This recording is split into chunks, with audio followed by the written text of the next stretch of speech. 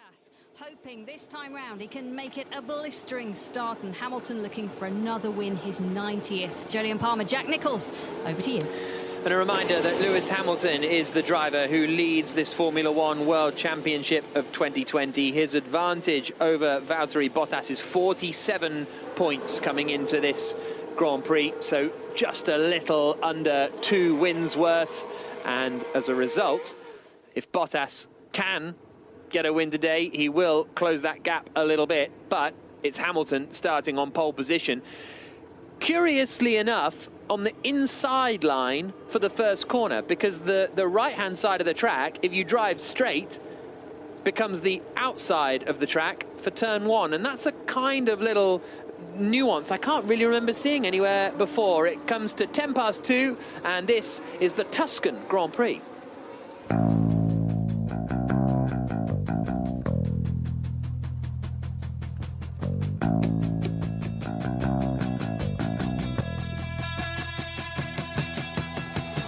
So the cars making their way around on their formation lap. Hamilton starts on pole position, Valtteri Bottas alongside him on the front row. Verstappen and Albon, the two Red Bulls, 3rd and 4th, with Charles Leclerc's Ferrari in 5th.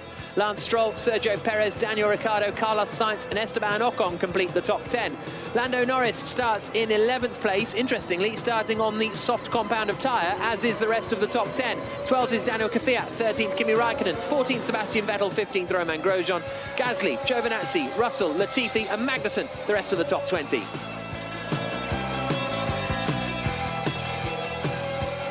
So Hamilton leads the championship. He's going to lead the way off the start. Will he lead it by the end of the first corner? Pole on the inside, as you say. We do have that in Monaco and Spa, but True. They are very short runs to the first corner, whereas this is a much longer run. I think that gives Hamilton a better chance of holding the lead. It's more rub it in because drivers stick to the right-hand side at the end of their laps because it's the shortest way over the line. So it's where the grip is. It's also, if Hamilton doesn't quite get as good a start as Bottas, then he'll have what should be the preferred inside line to sort of keep his teammate out wide and behind, ultimately exited turn 1. Outside of the top 10, Vettel on a soft, and curiously, Pierre Gasly on a soft. I thought he might try something a little bit more drastic in the AlphaTauri down in 16th, but winner last time out, he's gone for the soft tyre, the same as the top 11. Are you not surprised Norris is on the soft?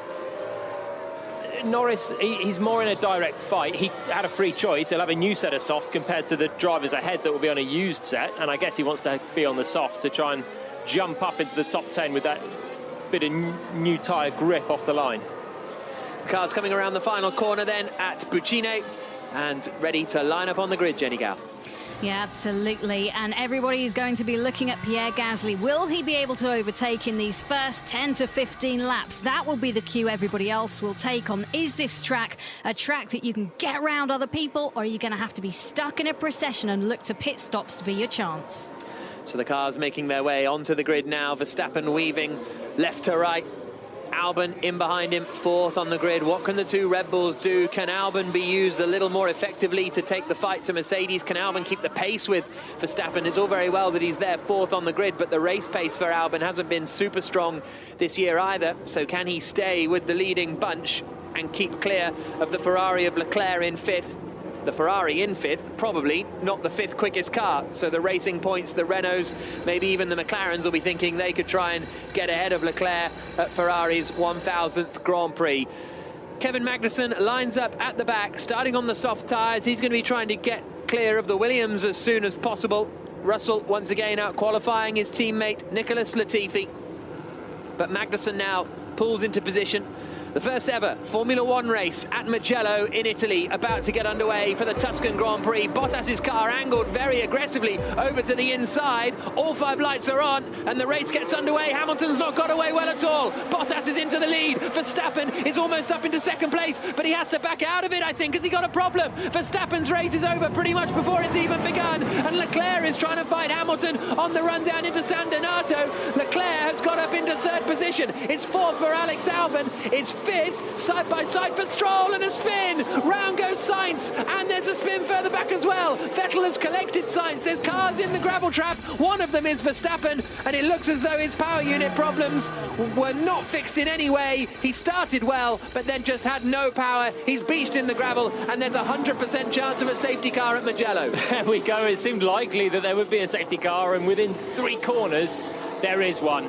Carlos Sainz spun all on his own, really, fighting with Lance Stroll. Stroll was on the outside. I think Sainz carried a lot of speed in and lost it, and then was collected by Sebastian Vettel as well. I think Verstappen went straight on with Grosjean and Pierre Gasly. So the 3 of them seem out of the race down at turn 3. Oh, Grosjean, I think, has managed to continue. Has Gasly? Verstappen certainly hasn't. Oh, loads of gravel being brought back onto the track from Grosjean. I think Gasly's out of this race in the gravel as well with Verstappen. So, Bottas leading then, Hamilton second, Leclerc third, Albon fourth, Stroll in fifth. You're right, Gasly's out of the Grand Prix. He's got damage to the front wing. We're about to see what happened. Verstappen's in the middle. And Gasly seemed to just pile into the side of Grosjean, I think.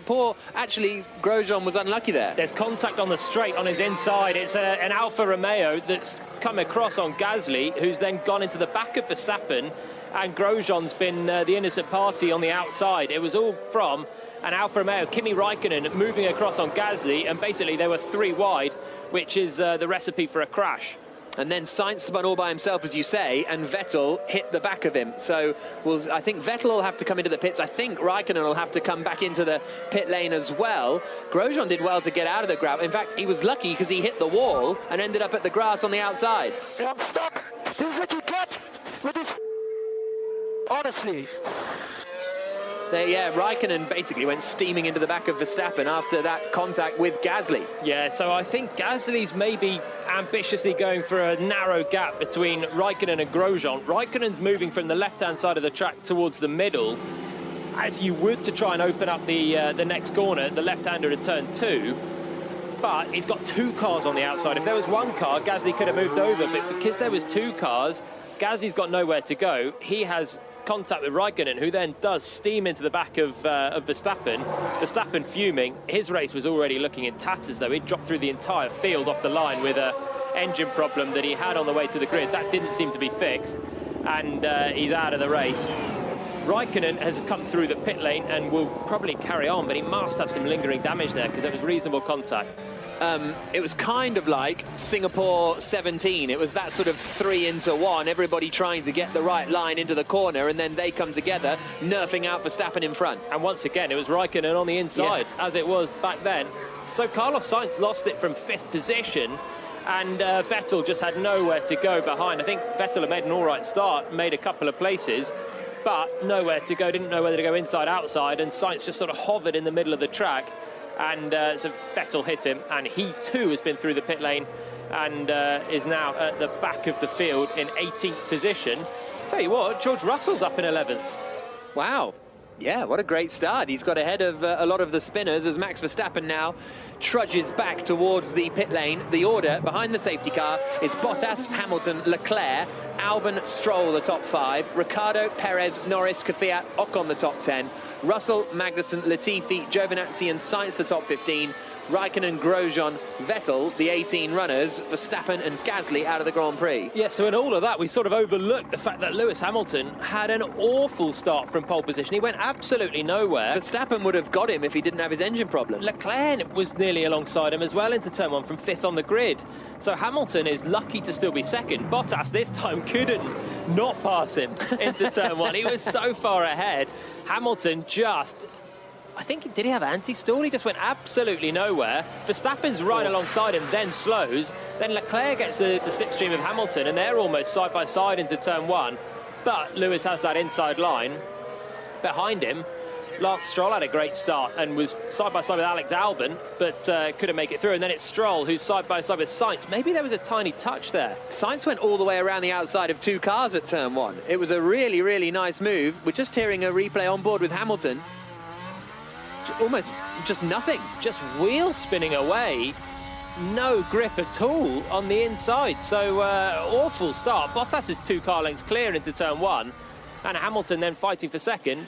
The Verstappen stopping was a bit sketchy, wasn't it? It reminded me of Michael Schumacher and Luciano Berti back in Hockenheim 2001, where Schumacher had some problem off the line and Berti just went piling into the back of him, but luckily everyone avoided Verstappen until turn 2 at least. And actually, Leclerc had to back off the throttle because Verstappen suddenly slowed. Here it is, on board with Max.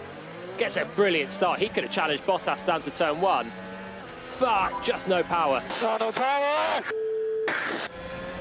And that's scary, having a field of cars going either side, having to lift off and basically take evasive action from a slow Red Bull.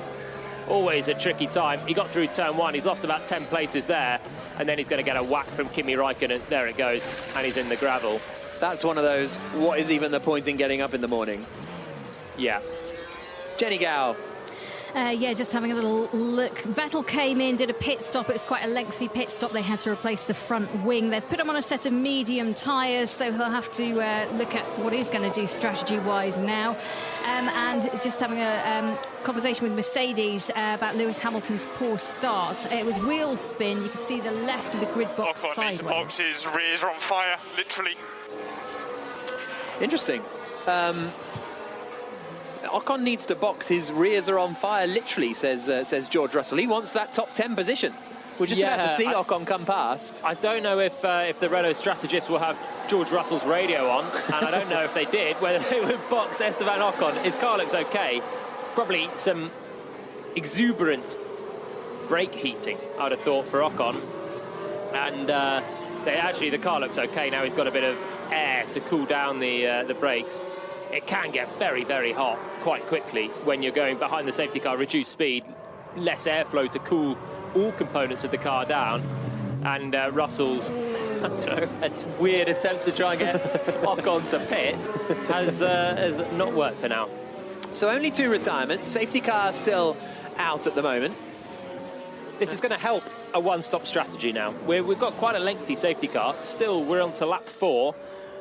It could be coming in this lap or next lap, but if it was marginal for a one-stop, this is kind of eased, I think, some of the pressures of that one-stop strategy. Hard tyres available if they need them, but they were quite slow, the hard tyre, through practice, so it'll be interesting, that part, to see if people go medium after the soft and try and go to the end on that, or switch to the hard for a smoother run to the end, albeit maybe a slower run. I know if is we're just about to see what happened with Gasly. He was coming around turn 1 then at San Donato, then heading towards Lecco, and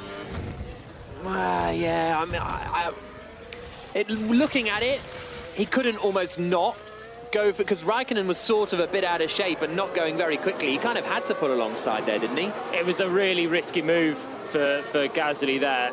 It was a gap that was so tight at the best of times. Raikkonen was struggling for traction on the exit of turn 1 and then moved back towards the right, hit Gasly, who hit Grosjean, and Verstappen got collected as well. It was a squeeze for Gasly to be going for that gap, and I think if a driver was thinking more about the championship, they certainly wouldn't be sticking their car in that gap. But Gasly, starting from 16, probably needed to make hay on the first lap if he possibly could, but a little bit too far, that one. Mercedes 1, 2, 3 at the moment, Jenny.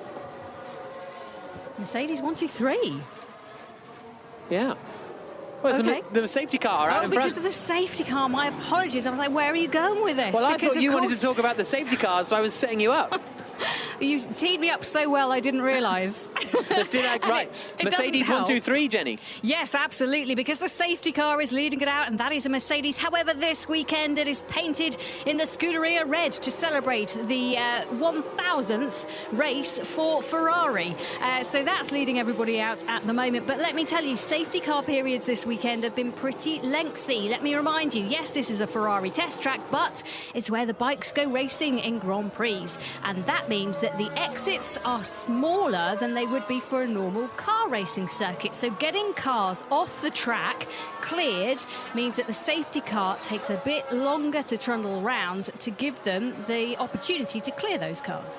A lot of gravel on the track as well. I think when Romain Grosjean rejoined, he dumped a lot of gravel between turns 2 and 3, and that's still there, and I imagine they'll want to give that a quick sweep if they possibly can before unleashing 18 cars still in the race into that on potentially cold tyres as well. Could be the recipe for another safety car. the FIA have deemed that the incident involving Sainz and Stroll does not need an investigation, which is easily the correct answer. Sainz down in 15th place now, so he's going to have his work cut out for him for the rest of the afternoon. So George Russell was a big winner. Sainz would have been a big winner if he hadn't have spun. Yeah, Raikkonen did get out of shape. That's why Gasly was able to pull up alongside so sort of dramatically. And wheel spin for Raikkonen, exited turn 1, just dragged him slightly to the inside where Gasly was. Racing incident. It's just, I think that's a typical Gasly going for a very, very tight gap. Raikkonen on the edge of grip, and just as a result having a slight oversteer and moving to the right. It's a typical crash, really. That's the common first lap crash, is 3 drivers vying for 2 spaces on the road, really. How long does it take behind the safety car to get your tyres? But do you have to keep the? Because I'm just watching Ricciardo weaving pretty dramatically down the start-finish straight, even though we're on lap 6 now of this safety car period. So, is it a case of if you let them drop too much, you can never get them back up? That you've got to sort of keep them there permanently the whole time the safety car's out? You possibly can get them back up, but it's very, very difficult. The safety car, it feels so slow when you're in a Formula 1 car. These cars are designed to be at proper racing speeds, and the tyres are designed accordingly with Formula 1 levels of load, and that's why you see so much weaving, just to put extra stress through the tyres, basically, and keep the temperatures high. Here's Hamilton. Track is okay. Hamilton saying the track is okay, presumably referencing the gravel at turn 2. Yeah, so it'll be interesting when we get going again. I've been underwhelmed by some of Bottas's safety car restarts this year. Now we've got role reversal. We've got Bottas out front and Hamilton with a good chance at trying to pass him. It's a long run down to turn 1 when they do get released from behind the safety car. I have to say, just looking at that Mercedes, they're the team that have this DAS system this year, the dual access steering system, and that really helps them. And moments like this where they've got a safety car restart to just control the temperatures of those tyres, and utilising that this weekend, and especially at this point in time, going to be key. Safety car in this lap then. We're about to get racing back underway. I know it's a big if, but if Verstappen hadn't had that electrical or power unit problem, we'd be looking at Bottas, Verstappen, Leclerc, Hamilton as the top 4, and then you're in for a very, very entertaining afternoon. But we still may be in for one, don't get me wrong. Safety car pulls in. Bottas has not gapped the safety car very much at all as they come around Buccine, and he's really got to go in a very obvious position down the start-finish straight. He floors it. Now, does he know? He's still waiting, still waiting. This is a risky one from Bottas as they get towards the restart line, and he's still weaving. Bottas backing the pack all the way up, and Hamilton has not got a great restart, and there's a huge crash at the back. Huge crash. Into the wall is Kevin Magnussen. Into the wall is Carlos Sainz. There were more involved in that as well. Giovinazzi, the safety car deployed again. The order remains the same. But that was almost, I'm not blaming Bottas for that crash, but he was very, very slow and late getting back on the power. Everyone waiting. Latifi has lost out in that. Sainz is out of the Grand Prix. Giovinazzi's out of the Grand Prix. Magnussen is out of the Grand Prix. A lot of damage on the start-finish straight. I imagine this will be safety car through the pit lane on the next go. The opposite of what happened in Monza. But it's all when they bunch up, and Bottas was weaving, and everyone's starting to go and slow, and one person just needs to get that wrong and hit the car ahead, and then you're all out of sync, you're all askew on the start-finish line. Everyone's so primed to just dump the throttle and send it up to racing speed, and I can only imagine that's what's happened in the midfield. This is a race of attrition. Yeah, we've got 15 cars left already. 14, I believe. Oh yeah, Latifi's out as well. So we've lost Latifi, Magnussen, Giovinazzi, Sainz, Verstappen and Gasly. Russell's got a chance of a point here. Most of the drivers we've lost, sadly for him, have been from the lower reaches of the field, apart from Verstappen and Sainz. But he's still running up in 11th, George Russell. We wait for a replay on what happened in that melee. But Bottas has got another chance then with the safety car. It was such a risky play what he did there. He didn't let the safety car go enough. But he sort of did it. We're just getting a replay of what happened. So where does it all come from? Oh, it's so Latifi swerves to avoid Russell. and then that means Giovinazzi plows into the back of... Well, he must have stood on the... Did Russell get hit in all of that then? Someone was very slow. I think, was it Sainz that was very slow in the midfield, or was it Giovinazzi? That was stupid from whoever was at the front. They want to kill us or what? So we're looking at a replay now on board with Grosjean. Everyone... It's Magnussen gets absolutely ploughed into from Latifi. Latifi swerves to avoid Magnussen, and then everyone comes in behind. The drivers further back think they're at full racing speed. Then Bottas slows and bam! Oh, It's a horrible crash. Because the drivers further back were flat out. They thought Bottas had gone. Obviously, someone must have left a gap in the midfield, then floored it to catch up. Then the leaders were still crawling around, meandering, and... that's a big closing speed, and it's Kevin Magnussen who got absolutely rear-ended by Antonio Giovinazzi. Sainz was caught up in that. He's holding his wrist, actually, Carlos Sainz, and doesn't look all that well. And we got a red flag. Is that fine from Bottas, that restart? Remember Nobuharu Matsushita did a restart similar to that in GP2 in Baku? Baku, yeah. In 2017, I think. And it didn't go down well at all.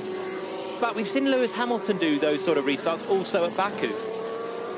Yeah, you're right, actually, waiting right until the line. Yeah, Hamilton has opted for that tactic. Bottas obviously didn't want to go. He was either not ready for the safety car to come in and didn't give the safety car enough of a gap, and that was a problem for him.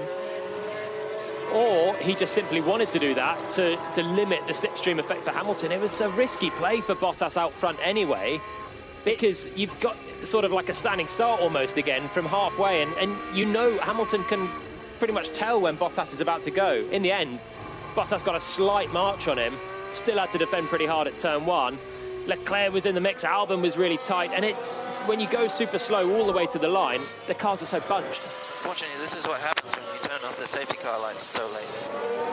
Well, that's an interesting point. I did think that the safety car lights only went out at the final corner at Buccine. Did they not go out earlier than that? No, I remember seeing it as they came past. It was only on the entrance to the final corner that the safety car turned its lights out. So maybe Bottas, the red flag, by the way, I don't think I've said that. Red flag, the cars will come to a stop. Oh, I did say that, apparently. Right, I've forgotten what I've said and what I haven't said. But Jolien probably said it as well. But they come into the pits, and I remember thinking the lights were still on at the final corner, then thought, oh, they must be somewhere else on the track because I just haven't got my bearings with this circuit yet. But I think the lights were still on at the final turn. That must be why Bottas wasn't ready for it to come in then. That's the only option he's got, I suppose. Yeah, that's the classic safety cars coming in when the lights go off. And if they go off so late, then how does Bottas slow down to give the safety car margin? It's a reasonable run out of the final corner to the pit lane. And if Bottas had floored it, exit a final corner like you normally do, he'd have overtaken the safety car and got himself a hefty penalty. So, yeah, I think Hamilton could be right then. If the safety car lights only went off at the final corner, then what else could Bottas do? Yeah. Well, everybody in the pits now then. Is this too early to do your tyre change? On lap 9 of the Grand Prix, the fastest lap set by Romain Grosjean, a 1 minute 57.221 technically, but we haven't had any racing yet. But yeah, is this too soon to? Well, we'll do an update into 5 Live.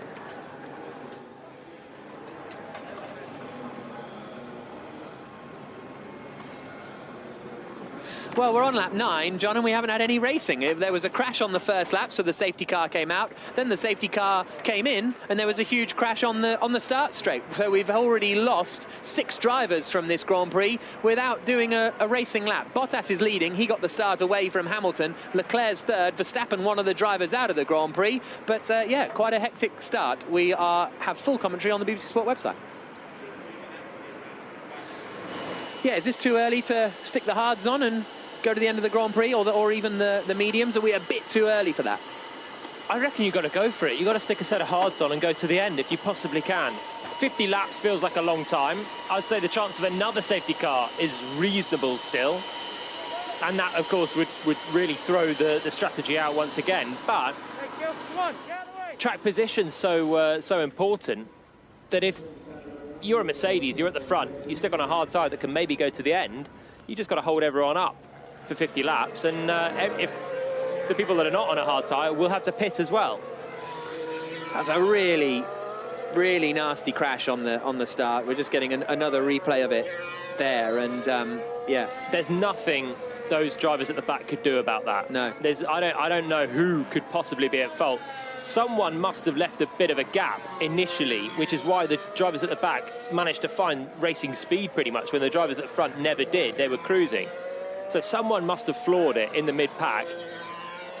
Everyone behind that would have been blindsided by that, thinking they were racing, and the drivers at the front were still dilly-dallying, and Kevin Magnussen, minding his own business, suddenly got absolutely nerfed from behind. I think it...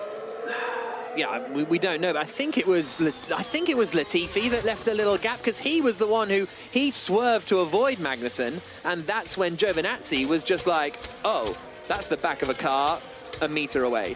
To be honest, though, Magnussen's going pretty quick as well. Then he slows fast. Oh, that's the whack that Magnussen had. So he saw it coming earlier, but he was still going very quickly. Yeah. He slowed down because Russell ahead of him slowed down. Ricciardo went side by side, or Esteban Ocon went side by side just in front of Russell with Daniel Kvyat. They're all going at racing speed. Here's the sound on board signs. Wow. Oh my God. If you're okay. That's dangerous. That would have scared the bejesus out of him. He hit basically two cars simultaneously.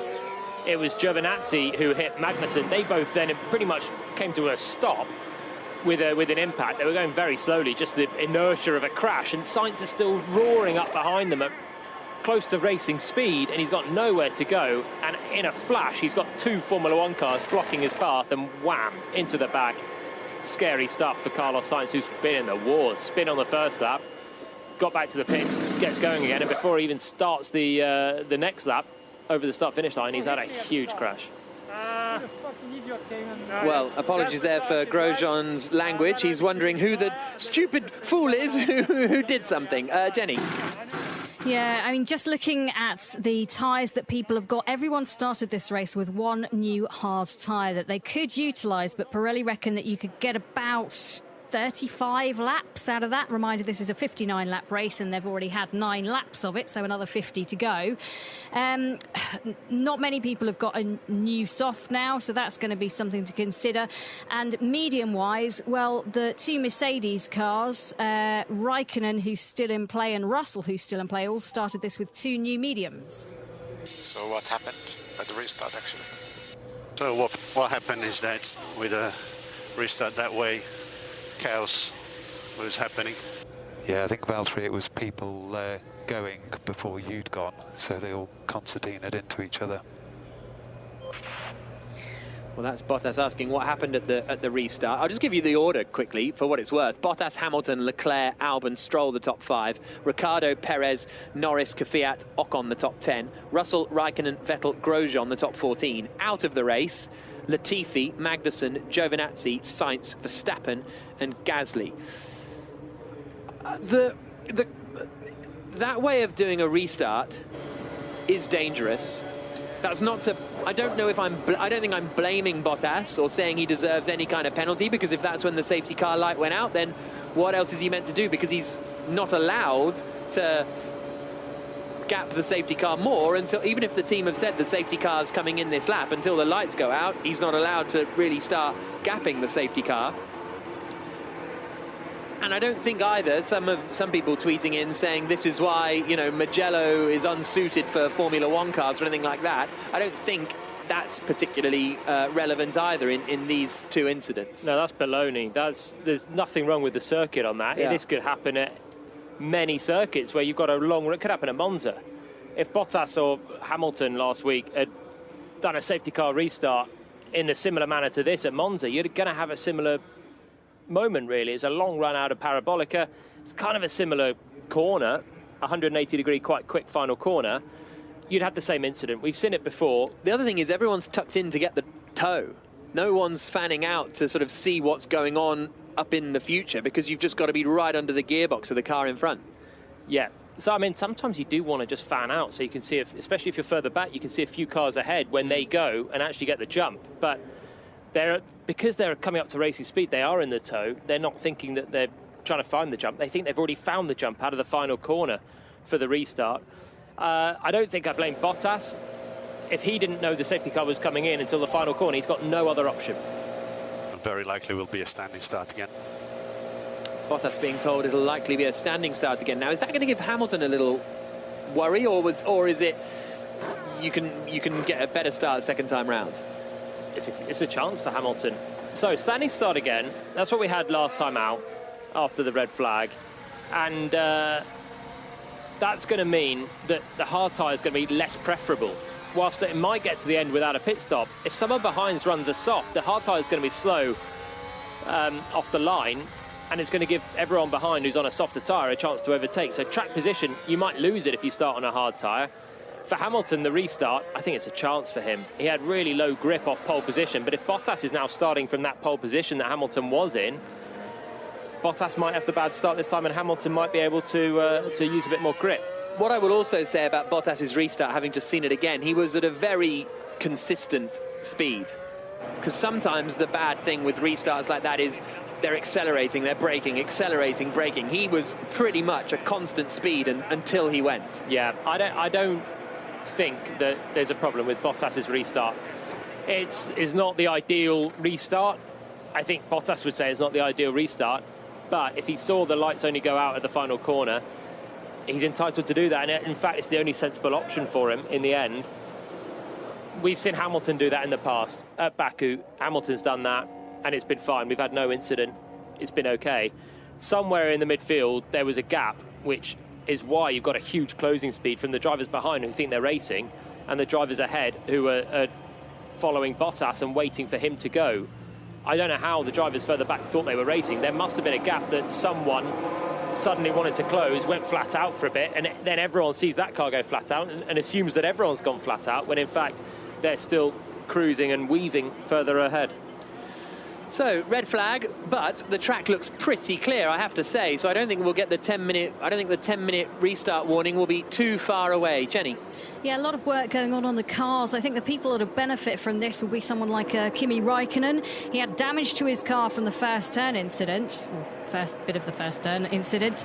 So the team at Alfa Romeo are just working on that right now. As we said, everybody has a free pit choice of what tyre they can go on, and the people look likely to potentially benefit from that. Kvyat, Räikkönen and Russell all have new softs. I've gone through the data and tried to work it out for you. So if Russell, let's say, now in P11, goes on to the start with a new soft tyre, gets the traction that he wants, then potentially could jump a couple of places at the start. That's where everyone's going to be looking to make the most of this restart. And not everybody has that new soft up their sleeves to be able to utilise. So it could be interesting. I think Russell's the one who's gone, you know. Just having a little look at the screenshot of the start. The top 10 are all together, and then there's a bit of a gap back to Russell, who's in 11th place at the time of the restart. Again, not to blame Russell, but I think that's where the gap is in the order. He's maybe holding back a little to try and almost get the run, get a run up on the restart, almost.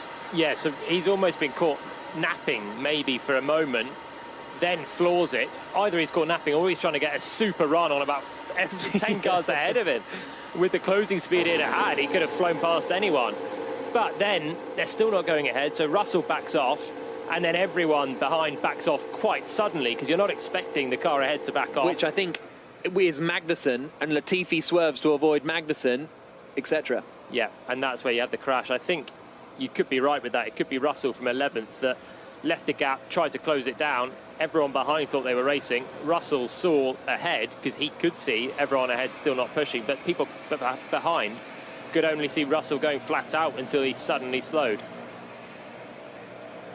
So, still under red flag conditions, still no word on the restart yet. Quite a lot of work going on at the back of Sebastian Vettel's Ferrari, as he is in 13th place, second to last at the moment. Bottas is going to be leading when we do the restart, the standing start restart. Hamilton second, Leclerc third, Albon fourth, Stroll in fifth, Ricciardo, Perez, Norris, Kvyat, Ocon the top 10, Russell in 11th, Räikkönen 12th, 13th for Vettel, 14th for Grosjean, 15th for Latifi. Also a lot of work going on the rear left of Ocon's car. Now that's the one that Russell was saying was literally on fire earlier on, and it looks a little charred actually. It does look a little charred. Looks like when you've tried to clean a barbecue, but it hasn't all quite come off, but it's good enough. Toast a marshmallow on that. Sorry? You could toast a marshmallow on that. It's great. Probably not what they want to do. Can I just give you a quick update? I've just been listening across to Max Verstappen. Obviously, he's out of this race, had no power at the beginning of the race and went backwards. He is not a happy man. He said we shouldn't be in that position in the first place. So this is a second race retirement for Verstappen, and he is clearly not happy with the power issues and reliability issues that Red Bull is throwing at him at the moment. Championship challenge for Verstappen looked fairly rosy a couple of races ago, didn't it, when we were in Spa? Now it's all but crushed on the floor and looking about as healthy as Ocon's brakes. The session will restart at 15:55, so that is an 11-minute warning, and the cars will be heading back out onto track. Bottas, it's interesting how he stays in the car through the whole red flag period. I think he's the only one. He certainly was one of the only ones in Monza. He's the only one I've seen so far today in this race as well. Yeah, he must want to just stay in the zone, Valtteri Bottas. He's got the race in his control now, really. If he could just keep the start on the restart, easier said than done. It didn't look like there's a lot of grip from pole, but he's got the race in his grasp, despite Hamilton taking that pole position. Daniel Kvyat out the car with a lot of kineso tape on his neck. It must be very, very physical, this track, for the drivers. And again, whittling away 10 laps without racing speeds will only be helping him, but Kvyat must be suffering a slightly achy neck.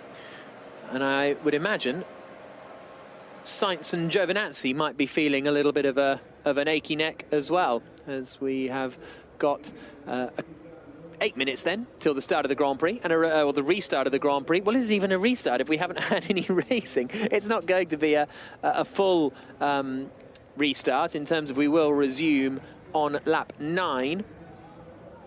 And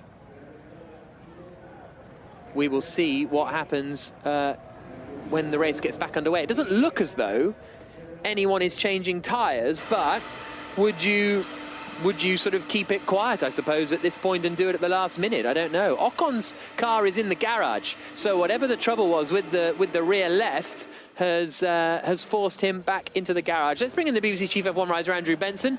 Andrew, what do you make of racing around Mugello? We haven't seen any. Well, they have. Yeah, well, we've seen a tiny bit, haven't we, Jack? We had the first sort of couple of corners, and what a mess! Goodness me! I mean, so much action. The first incident's pretty self-explanatory. You know, there's sort of concertina effect between the three drivers, with Gasly going between Raikkonen and Grosjean, and then cannoning into Verstappen, and Sainz spinning in what Ricciardo was christened a Seb spin, it looked like, with Stroll. But the second incident, I think we're still trying to get on top of that. What's really frustrating, Jack, is that we haven't seen an overhead shot, have we? We got a helicopter view of the first start, but what happened to the helicopter on the restart is my question. It looks like, as you were saying from that picture, someone's gone before Bottas has gone. And obviously the problem was created partly because this is not to blame Bottas, but he's obviously very wary of the slipstream that Hamilton could get behind him and trying to avoid that as much as possible. There's obviously the question about when the safety car lights were turned off and whether that was wise. And then just seeing the replays of this horrific pile-up, Magnussen hasn't gone, everyone else behind him has. Magnussen's still measuring his speed from the cars in front, and then he gets ploughed into by Giovinazzi, and then Sainz ploughs into both of them. Giovinazzi nearly goes over, he's completely on his side. It's an absolutely horrifying accident. It could have been a lot worse than it was, and no wonder the drivers are swearing when they're talking to their teams. And it's going to take the FIA a little while to pick that one apart, I think, as to who was to blame. I'm fairly sure now that it's Russell, whether it's penalty worthy or not. But having seen that replay a few times, Russell has the gap. He kind of floors it to catch up, and then just sort of eases out the way. If you see what I mean, like he sort of eases off, pulls to the right because he's kind of chilled about it. Everyone else behind him thinks Russell's gone, so they're fully flat out, not expecting him to slow down in any way. So I think it's Russell that has caused the chain reaction. As I say, whether that's to blame Russell, I'm not particularly sure, to be honest, whether that's sort of penalty worthy, because that happens all the time really behind the safety car, doesn't it, where people speed up, slow down, find your gap. It's not like you're all on the pit lane speed limiter, then when the lights go out, it's not like it's a rolling start, you know, it's a bit more fluid than that. Yeah, and it's a very unusual situation to have the restart literally at the start-finish line as well. Yeah. I think it is a lot perfect storm. Yeah, that's exactly it. A lot of contributing factors to a big crash. I think Russell certainly going very quickly and then slowing slightly as he realises the top 10 are not going is the catalyst in the end, but also the whole late turn off of the lights for the safety car, Bottas not going until the line, it all comes together to cause a nasty crash that thankfully everyone's walked away from. Jenny. We have another retirement from the race. Esteban Ocon is out, brakes overheated, they've retired the car. That puts George Russell up to P10. So 13 cars will take the restart of this Grand Prix after 9 laps. On the Checker Flag preview podcast yesterday, we predicted how many finishes there would be. I went for 20, so I think I'm wrong. Palmer went for, what, about 18? 18. Jenny went 17, I want to say. For the Belgian one, I said it's going to be a chaotic race, yada, yada, yada. It's going to be mayhem. And it was just not. Since then, we had the Italian Grand Prix that exactly was that. Mayhem, Mercedes scrabbling through for some points in the end with Lewis Hamilton. Pierre Gasly wins the race. And now we've got mayhem again at the start of this one. I was just a race or two early with my prediction then. The track, it doesn't surprise me really, with a narrow track, with gravel, grass runoffs, everyone jostling very aggressively for position on the first lap because overtaking thereafter might be tough. The first safety car didn't really surprise me, and then the first safety car has caused the second safety car and the current red flag situation. What happens when we get racing again? Is everyone's still going to want to jostle hard for position? We've only got 13 cars racing, but track position means a lot. Big chance for Alex Albon today. Charles Leclerc's up in third. Albon has a chance of that first podium if he can just clear the Ferrari man. That's going to be an interesting tussle now. Well, is it a big chance for Albon, or is this... Well, we're going to do an update into 5 Live in a moment, but I would ponder, is this he has to finish third today in this scenario? You know, it's like if he was fourth behind Verstappen, we'll see.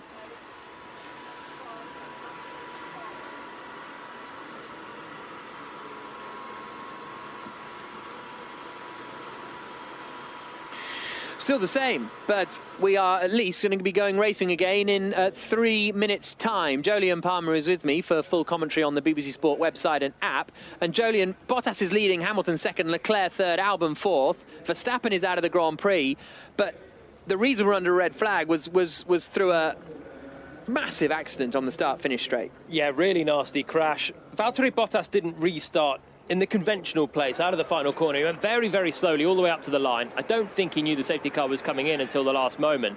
And that meant big closing speeds further back. And basically a huge concertina effect. The drivers further back thought they were going at racing speed, thought the race had restarted.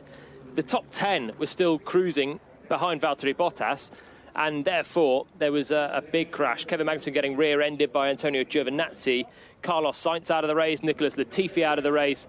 On top of the early retirements of Verstappen and Gasly. And now we've just heard Esteban Ocon's out of the race from 10th position in the Renault as well. So 7 cars out, and we've barely done a racing corner. Now, Hamilton at the first start lost the lead to Bottas. Is this sort of redemption time? He's going to be starting second because the new rule for this year is the cars come around, line up on the grid and basically start the race again on the grid hatchings rather than behind the safety car. Big chance for Hamilton to get the lead back. Starting from pole, he had a lot of wheel spin and Bottas shot into the lead from second on the grid. The positions are reversed now, so Bottas starts on that pole position that Hamilton basically didn't like, or he got his start procedure all wrong, but he's now in second place where Bottas made a magnificent start. If Hamilton can reverse that on the next start, he'll be back in the lead that he thought he probably would be after qualifying pole yesterday. So it's as simple as that. We've got 7 drivers out of the race. We haven't done a single lap of racing. We're 9 laps in, and yeah, we've had about 5 or 6 corners in between the various safety cars and red flags. Chaotic afternoon on the BBC Sport website. So So if you're just joining us, it is round 9 of the Formula One World Championship. We are in Mugello. The temperature is 30 degrees and we've done 9 laps of the race. Not much racing has taken place yet. And the order: Bottas, Hamilton, Leclerc, Albon, Stroll, Ricciardo, Perez, Norris, Kvyat, Ocon, Russell, Raikkonen, Vettel and Grosjean, although Ocon will not take to the restart because his brakes overheated and they've retired the car. Jolie and Palmer, this is an opportunity for people who maybe haven't been in this situation before. You've got to take these chances, haven't you? What a chance for George Russell. Up into 10th now. The grid's going to close up with Esteban Ocon being withdrawn from the race with that overheated rear left. So actually Russell was right when he said earlier on they should pit Ocon.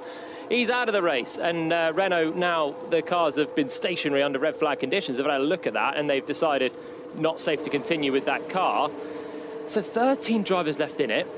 Pretty much everyone that's in the race now will score points at the end. George Russell's never scored a point in 10th position.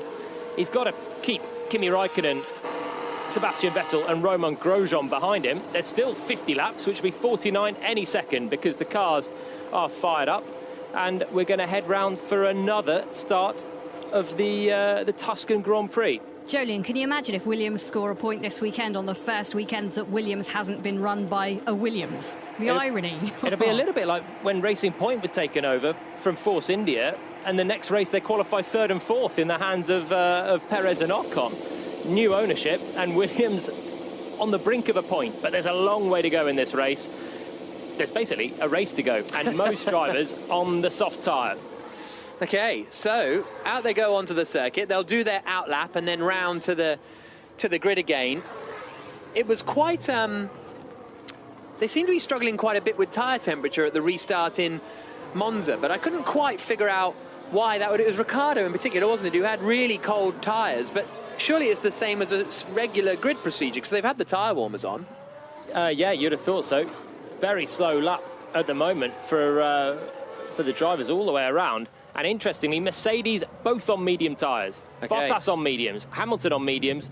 Everyone else in the top 9 are on soft, and then Russell and Raikkonen, 10th and 11th, also on mediums. Interesting. I don't know. That's an interesting call, I find, that from Mercedes, because they've given themselves a lot of work to do, whereas if they do the same as everyone else, then they've just got to do the same to win the Grand Prix, but I guess they're not going to know. Exactly. They're not going to know what everyone else is doing, so they've gone for the more durable tyre, but it will be less grippy off the line. So we've got a chance for Leclerc and Albon. It is quite a long run down to turn 1. We've seen that already. With a slipstream effect, maybe a bit more grip off the line. They could try and attack these two Mercedes, who could be a little vulnerable on the medium tyre. Yeah. Here we go then. Sebastian Vettel just trying to get some temperature into his tyres. So we've basically got a conventional one-stop race still for everyone. No one's gone for a hard tyre gamble to try and go to the end without a conventional pit stop. Probably it was a little bit too long, and with a standing start, you'd lose too much ground if you were in any position of relevance. So everyone's going to have to pit in the remaining 50 laps of the race, 49 once we get going. And it's just a slightly shortened Tuscan Grand Prix with 13 cars in it now instead of 20. Some big chances here. Leclerc and Albon, Lance Stroll maybe for another podium. That position's up for grabs. Hamilton and Bottas at the front. Are they beatable, or the Mercedes? Yeah. No. Okay. Not now Max Verstappen's out of the race, no. Well, Bottas is coming around the final corner then. The safety car will peel into the pits, and we will have a third go at getting this underway, this Tuscan Grand Prix. Bottas will be on pole position on the right-hand side. Hamilton will be alongside him on the front row. Leclerc in third for Ferrari, 4th Albon in the Red Bull, 5th Stroll, 6th Ricciardo, 7th Perez, 8th Norris, 9th Kvyat, 10th George Russell, 11th for Raikkonen, 12th for Vettel, and 13th is Romain Grosjean, the man still with the fastest lap of the Grand Prix. They're going to be starting lap 9 as they come across the line when the race gets back underway. Jenny. Yeah, just been listening to Alexander Albon's Red Bull radio. He's been told to avoid the right-hand side where the pit exit is. There's fluid on the track. He's been told stay left at restart. It's a very smoky front brakes for Lewis Hamilton. There was a bit of cement dust put down, you're right, from the cars. It's really, really smoky, the front brakes of Lewis Hamilton. The race about to get back underway, but Hamilton's front wheels are really, really looking like they're in a bit of trouble. Hamilton gets a better start this time, immediately dives across, covers the inside and is tucked right behind Bottas. He then goes to the outside. Leclerc tries to make it 3 wide, and Bottas has been passed around the outside of turn 1 by Lewis Hamilton. And if that doesn't sum up the championship campaign, I'm not sure what does. Leclerc is in 3rd, 4th is Stroll, 5th is Perez, 6th is Ricciardo. So where has Alex Albon gone in all of that? The answer is backwards. He's now going to be behind Ricciardo as well, and that might sum up his campaign as well. So that is the order. Hamilton back into the lead of the Grand Prix. Great move from Hamilton. Bottas once again on the first lap, just soft, really soft with Lewis Hamilton to allow him clean around the outside. They were side by side into the corner. Bottas can't afford to let Hamilton round there, and he did. Hamilton leads, he's back in front, and now he's going to be very, very difficult to stop. Further back, Albon's had a shocker. From 4th, this is a great opportunity for him to get a podium. He's down to 7th. He's fallen away behind Stroll, Perez and Ricciardo. The only Red Bull left in the race, a car that qualified 4th. He's mired back in the midfield. I didn't quite see what happened to him. I was busy looking at the Mercedes out front, but Albon's had a stinker there. So Hamilton leading at the end of the first lap of racing, really, as they come over to complete lap 10 and start lap 11 of 59 in the Tuscan Grand Prix. Leclerc trying to weave quite dramatically in 3rd place because he knows he's got Lance Stroll closing in on the back of him. Stroll's got an awful lot of speed here. He doesn't have the DRS yet. He still might fancy it into turn 1 at San Donato. He does not, but Leclerc is going to have his work cut out if he wants to take a podium at Ferrari's 1000th Grand Prix this afternoon. Yeah, what a result this would be for Leclerc. It's just been made easier by the fact that Albon's dropped down the order, but he's now got 2 racing points just behind, who are also very quick. And the straight line speed, when they get DRS shortly, will be the closing speed will be big. Leclerc needs to try and break that DRS barrier. Right now he's 7th. He needs another 3 on Stroll just to make sure the Canadian behind him doesn't pick up the DRS, because the closing speed will be big when he does. Mercedes are gone. 4 seconds Hamilton's got on Leclerc already, and they're on the medium tyre. His fronts were really smoky. I wasn't over-exaggerating that, was it? I've never seen anything like it on a grid. No, like a bonfire on each of the front wheels. But clearly so much work he did on the formation lap, and it didn't catch light when the car stopped. Albon was just a terrible, terrible getaway. In fact, Kvyat got past him at one point. He then managed to hang it out round the outside and gain a bit more positions. Then thought about getting the inside to Ricciardo, but wasn't to be. And Albon down to 7th place. But Hamilton, look, he had the slipstream. He went to the outside of Bottas, but Bottas seemed to brake meters earlier than Hamilton. It was a smart move from Hamilton, but Bottas just makes it so easy for him on the first laps of the races. When he's behind, he doesn't try and overtake. When he's in front, he doesn't try and defend, really.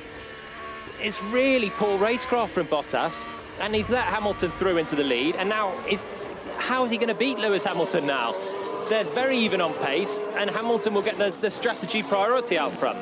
It's the key moments that Bottas doesn't do himself any favours, and it's the wheel-to-wheel stuff that he's just really weak, to be honest. And Hamilton now leads by 1.6 seconds. We've been here so many times this year, and so many times it's the start that lets Bottas down. Lap 12 of 59, Hamilton leading, 2 seconds clear of Bottas. Then it is 3.4 seconds back to Leclerc, who's going to be under big pressure from Lance Stroll before too long, although Stroll kicks up a little bit of gravel coming out of the second it was coming out of Corintau that he kicked up a little bit of the gravel. Hamilton leading, Bottas second. Leclerc, he's just about far enough ahead of Stroll at the moment. Stroll might actually not quite get the DRS as they come out over the start-finish straight. Yeah, Leclerc doing a good job. 1.1 seconds clear of Stroll, but was he there before the DRS activation? Yes, he was. Stroll doesn't have the DRS. And Ricciardo here is going to have a chance to try and pass Perez. Down the start-finish straight towards San Donato, the first corner on this circuit, a long 180-degree right-hander. Ricciardo ended up a little bit too far back, couldn't quite close in. Hamilton sets the fastest lap of the Grand Prix. A second quicker than Valtteri Bottas that time around. So Bottas 2 seconds back, Leclerc third, Stroll fourth, Perez fifth, Ricciardo, Albon, Norris, Kvyat, Russell, the top 10. So Russell's got back ahead of Raikkonen. Raikkonen got ahead of Russell off the start, but the Williams is back in front. He did it on the last lap into turn 1, so good stuff from George Russell. On the same tyre as Kimi Raikkonen, the mediums, that will be more durable than everyone else around him. The only Russell, Raikkonen and the Mercedes that are on that tyre, he's got a chance. He's got track position for a point right now, and he's just put more than a second to Kimi Raikkonen behind. He's probably got the pace on generally those cars behind. Vettel, has he got damage after that hit with Carlos Sainz on lap 1? The Ferrari in 12th, you'd say, should come past the Williams, but then it's just an Alfa Romeo and a Haas behind. There's a chance that some of these underdogs, at least one of them, can score a point here. So the top 10, Hamilton, Bottas, Leclerc, Stroll, Perez, Ricciardo, Albon, Norris, Kvyat, Russell. Those are the point scorers at the moment. Raikkonen just outside of the top 10. Yeah, not happy at all, just listening across to his radio. They did some work for the damaged bits, bar balls, etc. when he was in the pit, but they've obviously altered the wing level, and he's just saying this is horrible to drive right now.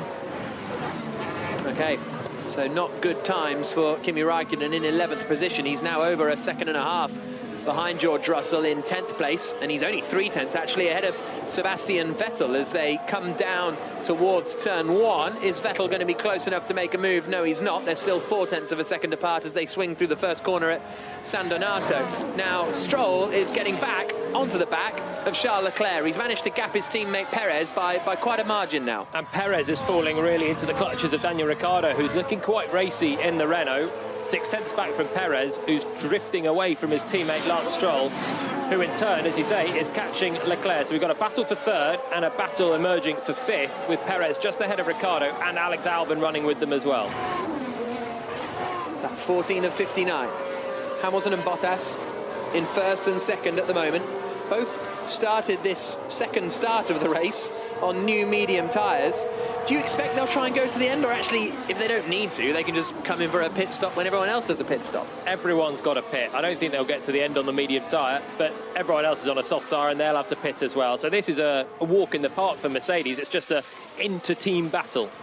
Here comes Ricciardo right on the back of Sergio Perez as they come down towards San Donato. Perez covers the inside, Ricciardo to the outside, and in a easy DRS pass, breezes past the racing point down into turn 1. So Ricciardo up into 5th, and now he'll set his sights on Stroll. Is this going to be Renault and Ricciardo's first podium? Yeah, he's now in with a chance. He's cleared one racing point. He's got another racing point just ahead now in Lance Stroll, and then Charles Leclerc for that 3rd place. The Mercedes, they're in a direct head-to-head for 1st and 2nd. Hamilton's going to be very hard to stop for Valtteri Bottas, but this race for 3rd could be absolutely cracking for the rest of the race. We've got Ferrari ahead of Lance Stroll in the racing point, Leclerc in the Ferrari ahead of Stroll, Ricciardo now in the Renault, then we've got the 2nd racing point of Perez, and then Alex Albon, who's now going to close in behind Perez and will have to make a pass pretty quickly if he's not going to lose too much time to those ahead. Yeah, they're all on the used soft tyres in that battle. Everybody's going to have to do another pit stop. Nobody can get to the end on their current tyres. Reckoning pit window now somewhere around lap 24. Okay, well, that'll all depend on who decides to go aggressive, doesn't it, really? With Leclerc in 3rd, Stroll in 4th. Ricciardo is 1.2 seconds back from Stroll, so he's not getting the DRS yet. Stroll is getting the DRS on Leclerc. Albon is getting the DRS on Sergio Perez, who doesn't have it. So here they come down towards San Donato. Oh, and there is Stroll actually trying to go around the outside of Leclerc. Wasn't expecting that one, and not sure Leclerc was either, but he manages to hold the place for the time being. Albon didn't get ahead of Perez at turn 1. Perez holds on to 6th, Albon in 7th, but well, hopefully I get a replay. I wasn't expecting it to come that time from Stroll, but he was looking racy. Must have been some big closing speed for him at the end. Leclerc covered the inside and did enough to keep Stroll behind in a manner that Bottas couldn't for Hamilton. It was a similar side to side. And of course, Ferrari not renowned for their straight line speed at the moment. No, exactly. Leclerc's going to have his mirrors full for a long time, I'd suggest, in this race. Then there's strategy to come into it as well, because the racing point behind is quicker. There's a Renault behind as well that's going to be quicker. It's going to be a tough one for Leclerc to keep this 3rd place, but he's more aggressive than Bottas ahead. He will get his elbows out and do everything he can to keep this podium for Ferrari on their 1000th race. Vettel behind has made a nice move around the outside of Kimi Raikkonen. So he's now up to 11th, and the next car ahead of him is George Russell in that 10th place. Hamilton across the line then to start lap 16, to start lap 17, my apologies, and his advantage is 1.4 seconds over Bottas. Bottas was a tenth quicker on that last lap. The gap came down from 1.5 to 1.4 seconds. Now, Ricciardo has joined the DRS train behind Charles Leclerc. Albon is closing in again on Sergio Perez, but he's not going to be close enough to make a move into the first corner. Has a little nose towards the inside, but nowhere near actually making the pass, Alex Albon, but he's starting to look a little racy. This is all going to end up being a real old traffic jam behind Charles Leclerc. Here's Albon's radio. We just need more power. Yeah, understood. We just need more power, says Albon, which I think every driver on the grid would say. He's struggling to get a big enough run. The Renault's very slippery in a straight line. They were really quick at Spa. They were quick in Monza as well. And that would have helped Ricciardo breeze past Perez in a manner that Albon's not able to. And he's a bit frustrated right now. Perez is slow in the final corner. He's washing wide with a lot of understeer, and Albon's able to get a good run every time. And that's why Perez is very, very vulnerable on that start-finish line. On top of that, he's not within a DRS of the car ahead. He's not far from Ricciardo. And he might have just closed in within a second of the car ahead, so Albon might have missed his chance here. But bemoaning a lack of power, everyone will be the same.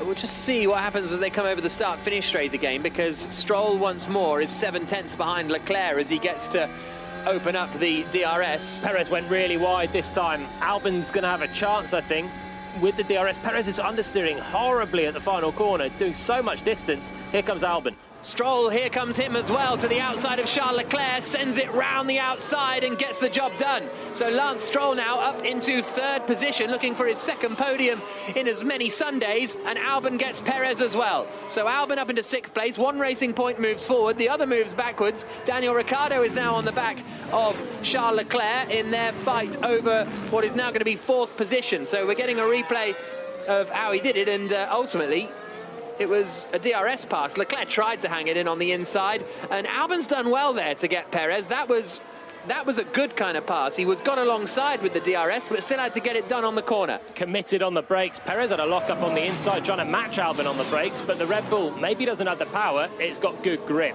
It helped Albon qualify fourth yesterday, and now he's getting back there with the move on Perez, back up to sixth position. Good overtake there, committed around the outside. That's what we like to see. The problem for them is Stroll might scamper away in third. Leclerc is vulnerable there. Let's get him.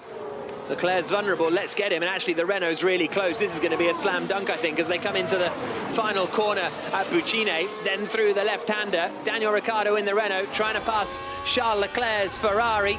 Down the start-finish straight now. They're about to start lap 19 of 59. Ricciardo closing in, huge closing speed. Here comes the yellow Renault. He'll go to the outside, and there's nothing Leclerc can do to stop Ricciardo moving up into fourth place. Now the hunt will be Ricciardo trying to pass Stroll for third. And we probably will hear another radio message of "I need more power." Leclerc just cannot defend and hold these positions.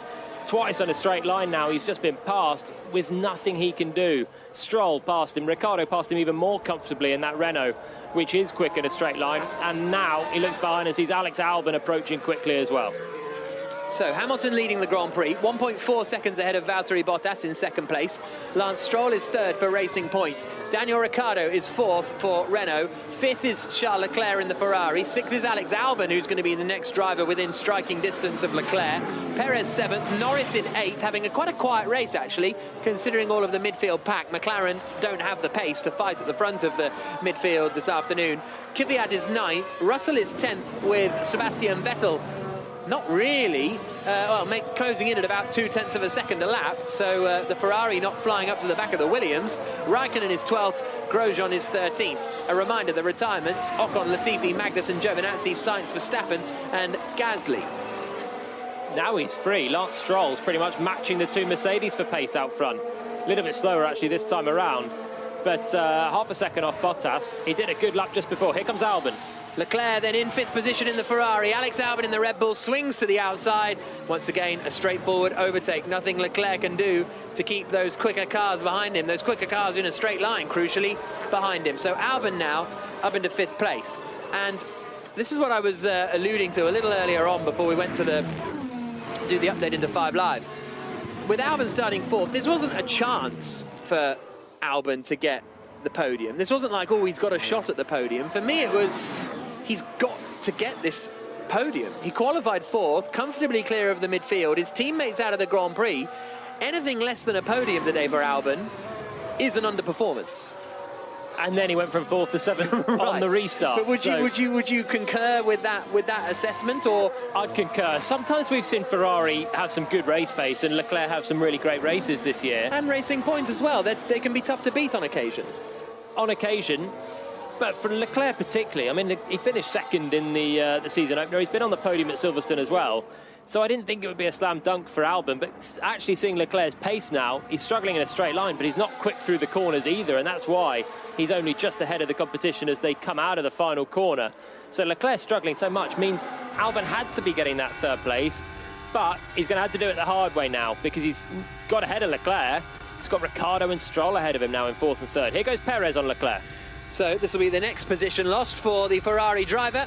And he drops down to 7th position. Perez sends it up the inside. Leclerc feels a bit racy. Tries to go all the way around the outside of Perez to keep the place.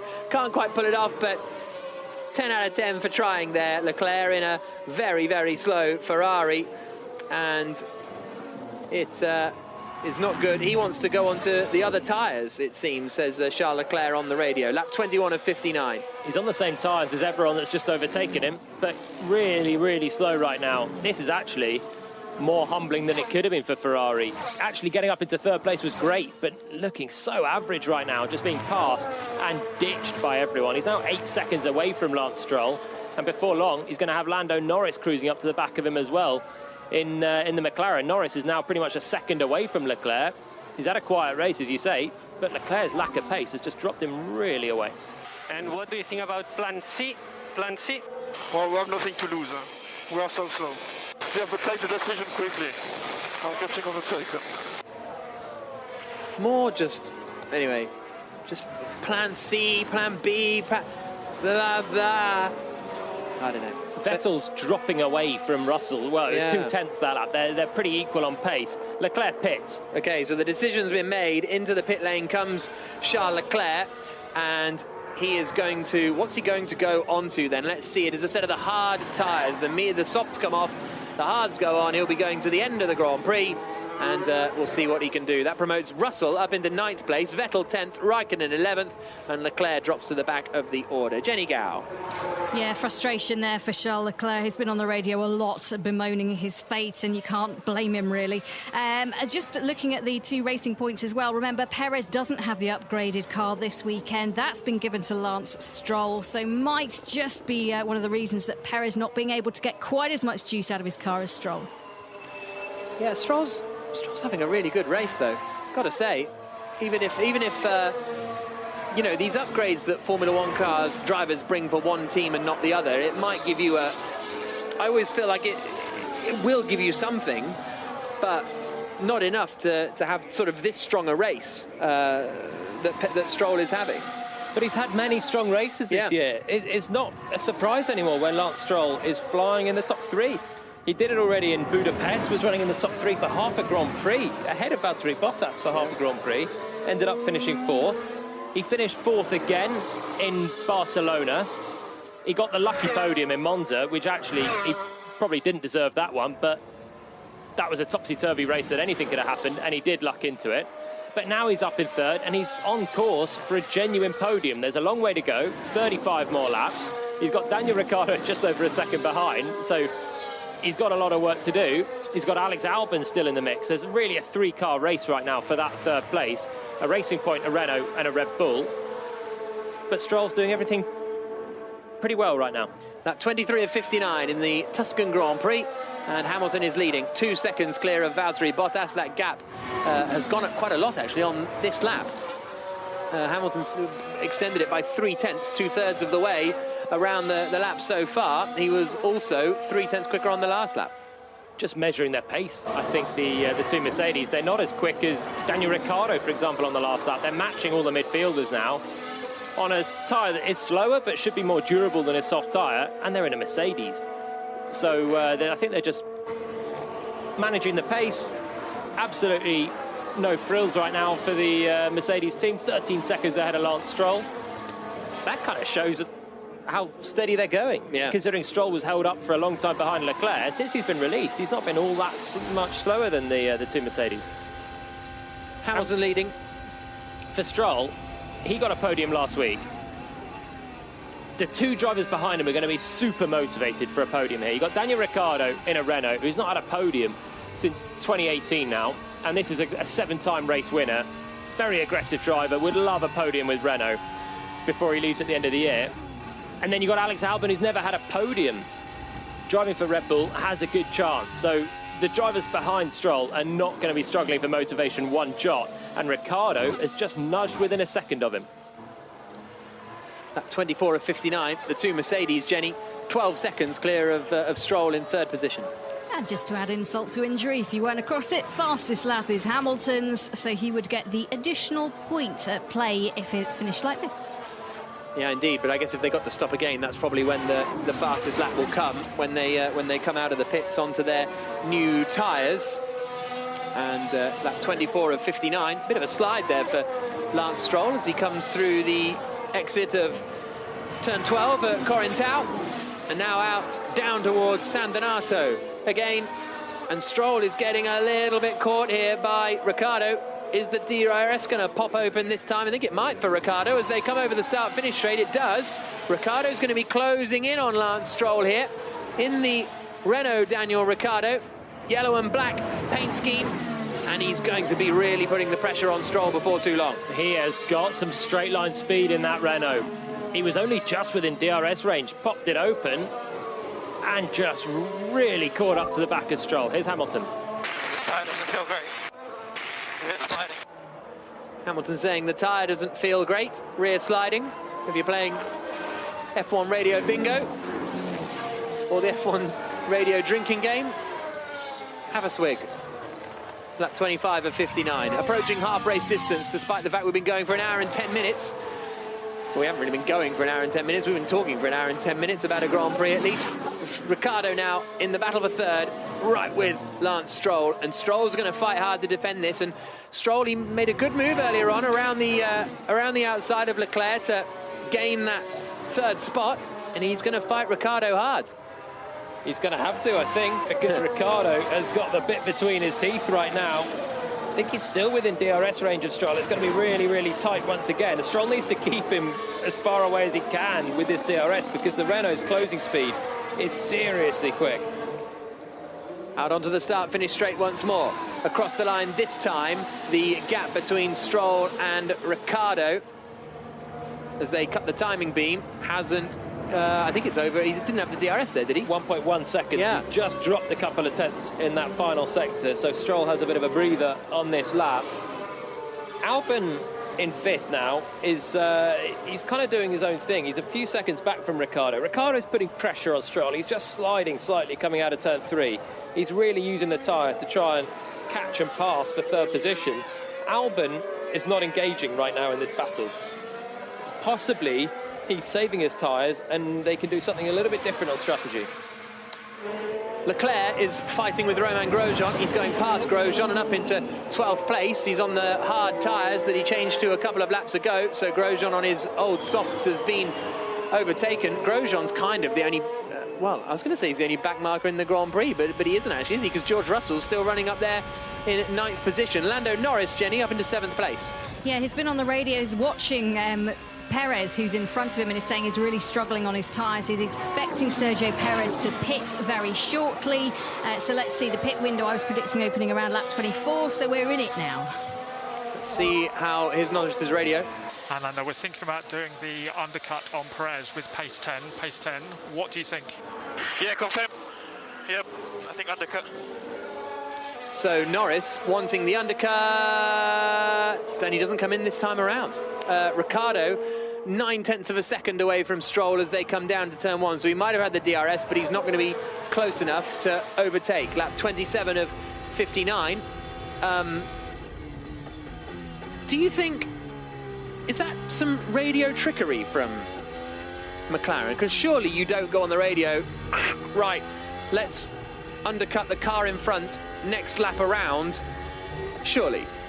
After he's also just said that he thinks Perez needs to pit. Are they trying to force Perez to pit? Possibly. Possibly. Perez and Racing Point will be listening into Norris's radio. You don't declare to the world that you're going to do the undercut.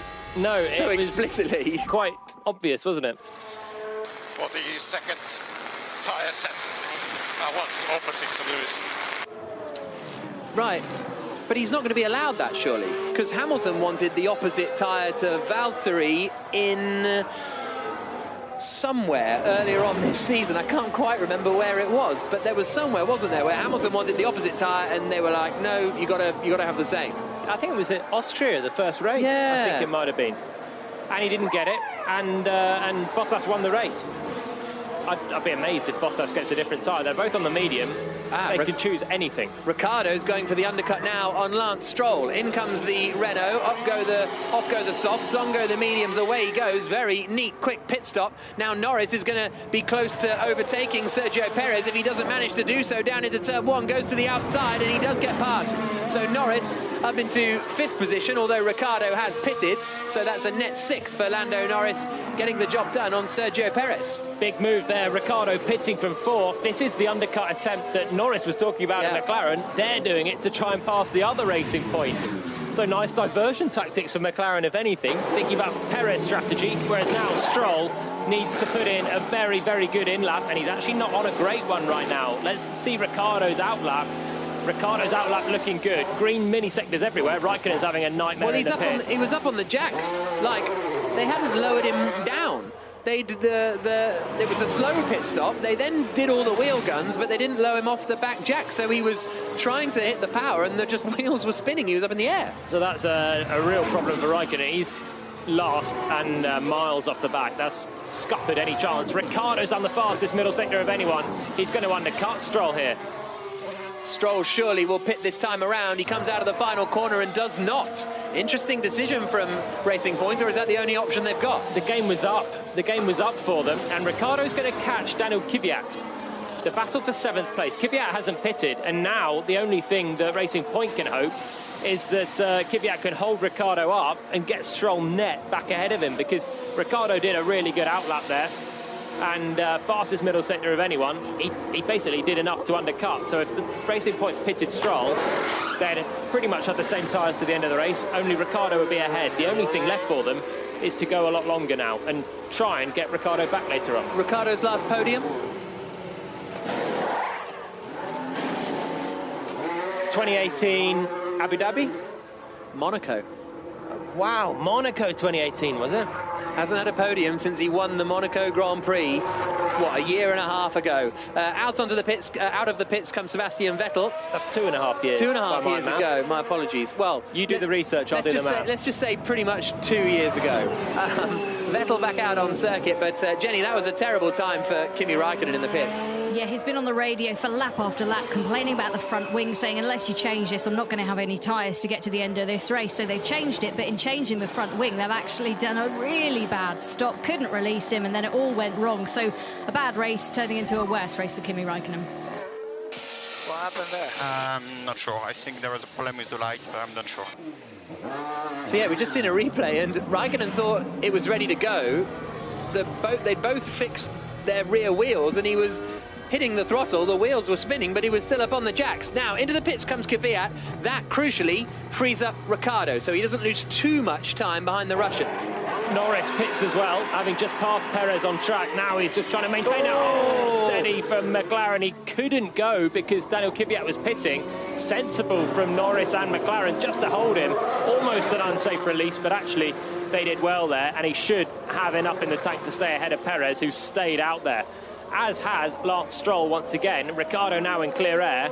Now he can just go quickly, lap after lap. He's got a lot of clear air ahead to eat into that gap to Albon and Stroll, who are staying out and trying to get a tyre delta for the end of the race. Leclerc has come out just behind Sergio Perez. So Perez has pitted. Leclerc, who pitted a long time ago on the hards, is behind Perez. I think something might be up with Bottas, you know. He's slowing dramatically. It's 1.5 seconds slower than Hamilton on the last lap. The gap has just suddenly gone to nearly 6 seconds. Two laps in a row, he's more than a second slower. He's lapping the same as Stroll, who now pits. So into the pits comes Lance Stroll in the Racing Point. Bottas is getting... Well, has he just had to pass Raikkonen? He's just in front of the Alfa Romeo. The front left is finished. Vibration really bad. So box. Front left is finished. Vibrations are really bad, so they have not made that medium go as long as they would have wanted. And it's Raikkonen that's catching. Is it that way around? Raikkonen, remembers, just pitted, and he's come out on a new hard tyre, and he's actually catching Bottas, and he's just got to sit behind the man that's second place in the race, 1 lap down. Bottas is dropping hand over fist. He's got to just take whatever tyres they'll give him now. Tyres are fine, man. Get a move on Lewis. Basically, the undercut is powerful. Undercut is powerful. We have to stop him for safety reasons. So Hamilton saying the tyres are fine. Bottas saying, I want to come into the pits. Is it a bit of trickery from Bottas to say, I want to try the undercut, or not at all? He's dropping so much. He's a second slower than Hamilton in the middle sector. He's a second slower in the first sector as well. Now he pits, and Bottas he's just lost any chance of the undercut by losing so much time. So Mercedes pitting from the mediums onto the hards. Hamilton, that was a real touche moment on the radio there. Tyres are fine, just as we see Bottas dropping like a stone. Hamilton's cruising out front. Pete Bonington, his engineer, saying, we get it, you're looking good, but we're going to pit you anyway because we don't want Valtteri to undercut you. They've probably got a couple of laps before they have to jump, but Hamilton to come in anytime soon, basically, and just cover off this threat of a Bottas undercut, but it's a really distant threat. Albon now second because Stroll has pitted and emerged 3 seconds behind Ricciardo. Okay, so Hamilton leading the Grand Prix but has yet to stop. Albon is second, has yet to stop. Bottas is third, has stopped, as have Ricciardo, Stroll, Perez, Leclerc, Norris, Kvyat, Russell, Vettel, Grosjean and Kimi Raikkonen. Jenny Gow. Yeah, worth noting that the restart, Stroll and Albon and Bottas started on different tyres. Albon's made the soft tyre last longer than Bottas was able to make the medium tyre last. Well, they all pretty much did the same on the softs, didn't they? Everybody who started the Grand Prix on the softs went to about this point in the last couple of moments. Into the pits now then comes Lewis Hamilton. Nice clean pit stop for him, and that is his one and only visit to the Mercedes garage today. He will hope as he makes his way back out onto the circuit now and will resume in the lead of the Grand Prix. Bottas not even coming out of the final corner. Albon pits as well then from second place. So once Albon emerges, we'll have a full rundown of the order. Into the pits comes the Red Bull. Off go the softs, on go the mediums, away goes the car. Very, very quick pit stop. And Albon is going to rejoin where, is the question? Should be fifth, behind Lance Stroll and behind Daniel Ricciardo, who's the real winner in all of that. The Renault man up into third place without that podium for over 2 years, and now he's 25 laps away from it, 26 laps away from it. This is a great chance. Albon's going to have the freshest tyres, 1 lap newer than Lance Stroll's. They're both going to have about 5 laps of tyre freshness over Ricciardo, and they're all on the medium tyre. Norris goes around the outside of Charles Leclerc to move up into 7th position then. Norris, who lost a little smidgen of time at his pit stop, has now got in front of Leclerc. Leclerc tried to hang it in on the inside but didn't have enough speed. So the order is Hamilton, Bottas, Ricciardo, the top 3, Stroll, Stroll, Albon. We're just getting a replay of Norris going past around the outside down into turn 1. Straightforward enough move for Norris, but good to be ahead of the Ferrari that's just falling backwards. Horrible race this for Ferrari, down to 8th place with Leclerc, and Vettel has pitted down in 11th behind Russell, who's also pitted. 5 seconds the gap between Russell and Vettel. Yeah, Russell is pulling away from Vettel and is really on course for this first point of his. So the order, Hamilton, Bottas, Ricciardo, Stroll, Albon, the top 5. Then it's Perez, Norris, Leclerc, Kvyat, Russell, the top 10. Vettel, Grosjean and Raikkonen, the top 13. And it's 7 seconds between Hamilton and Bottas now. It's then still 12 seconds back to Ricciardo. Stroll is 2 seconds behind Ricciardo. Then it's 5 seconds back to Albon in 5th. 7 seconds to Perez in 6th. 5 seconds to Norris in 7th, Leclerc, Kvyat, Russell, the rest of the top 10. Bottas sets the fastest lap of the Grand Prix, and he didn't get the opposite tyre at the pit stop compared to Lewis, but I guess at this point, well, no, I guess he could have gone for a new set of mediums, couldn't he? Because he didn't start the race on mediums. He did technically start it on softs. Could have gone for a set of softs as well. It would have been a scrub set of softs, but that probably would have made it. Okay, Lando, great job, mate. Great job. Perez is in front. We're going to hunt him down now. He had 50% more deg than we did on the first stint. 50% more deg for Perez on the first stint, reportedly, as Norris is told, as they try and fight for 6th place. Meanwhile, Kimi Raikkonen and Romain Grosjean are going wheel to wheel, and Raikkonen goes all the way around the outside Grosjean at the first corner at San Donato. Nice racing there. Thought Grosjean was going to put Raikkonen off the track for a moment, but he didn't. Former teammates at Lotus and racing hard on track for 12th position out of 13 runners. Grosjean now slips into 13th with Raikkonen doing a nice move around the outside. Had a big slipstream, went to the outside. I think they had a little bit of a touch. Grosjean didn't give the place up lightly. They did have a very small touch. The left front of Grosjean, did it just clip the barge board of Raikkonen? Yes, it did. A little bit of carbon fibre popped off Raikkonen's Alfa Romeo as well, which he won't thank Grosjean for. But he's back up into 12th after that really long pit stop. How did Perez get back ahead of Norris then? Was it Norris's? Well, Norris had his sort of little slow stop in terms of a little stutter, but did he then lose too much time behind Charles Leclerc trying to pass the Ferrari man, and Perez going longer has managed to get back ahead because Norris made that move in the first stint? But did then Perez undercut him? Did Perez pit the lap after? Perez pit the lap after he lost the place, so he almost lost the place on track, then re-undercut him. Yeah, that's right. So Perez pitted earlier than Norris. It was Stroll that went longer in the other racing point, and that's cost him 3rd place. Perez pitted earlier to retake 6th place. Nice 3-car fight the whole way through this Grand Prix, really, for 3rd place. Ricciardo, Stroll and Albon. Now Ricciardo ahead of Stroll, but they all seem quite equal on pace. But the two chasing Ricciardo have got fresher medium tyres. Lap 36 of 59. Renault have just tweeted, this has become the longest Grand Prix in the history of Formula One. Now that Ricciardo's up into 3rd place, Stroll on longer than Malaysia 2016 for them. Was that a long Palmer's one? first point? Come on. But how long were you running in the points, the whole Grand Prix? No, about the last 15 laps. Yeah. After Hamilton went pop. Yeah. Lap 36 of 59. Sound you can hear, Sebastian Vettel.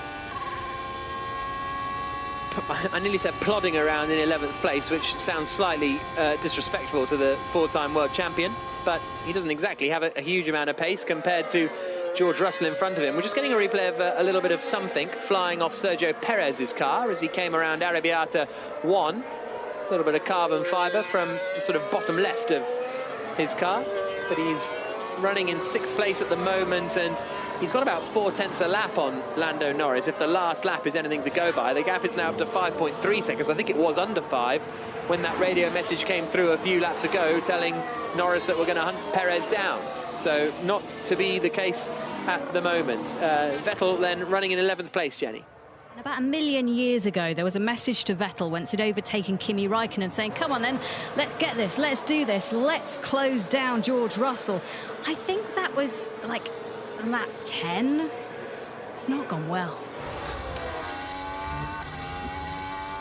It's that. Here's Bottas' radio. So, Valtteri, we are worried about the front side. We thought front right actually was the issue there. So we want to get to the end. The stint is longer. So I think that's probably the reason that he's been given, that they haven't put him on the different tyre. Now Charles Leclerc is under pressure from Daniel Kvyat in the Alpha Tauri. So Leclerc just having 0 race pace at all. Both Ferraris having 0 race pace, as you were just alluding to, Jenny. And Kvyat almost fancies a look coming into the left-hander of Materassi, named after Emilio Materassi, the 1920s Italian racing driver who would often compete around the road races that they'd have in this part of Italy, some 20 kilometres long back in the day, before this track was then built in 1974. And Kvyat trying to get past Leclerc for 8th position. I wasn't expecting that, to be honest. I wasn't surprised that Leclerc had dropped behind the rest of the midfield pack, because he was kind of fortuitous in qualifying to be starting in 5th.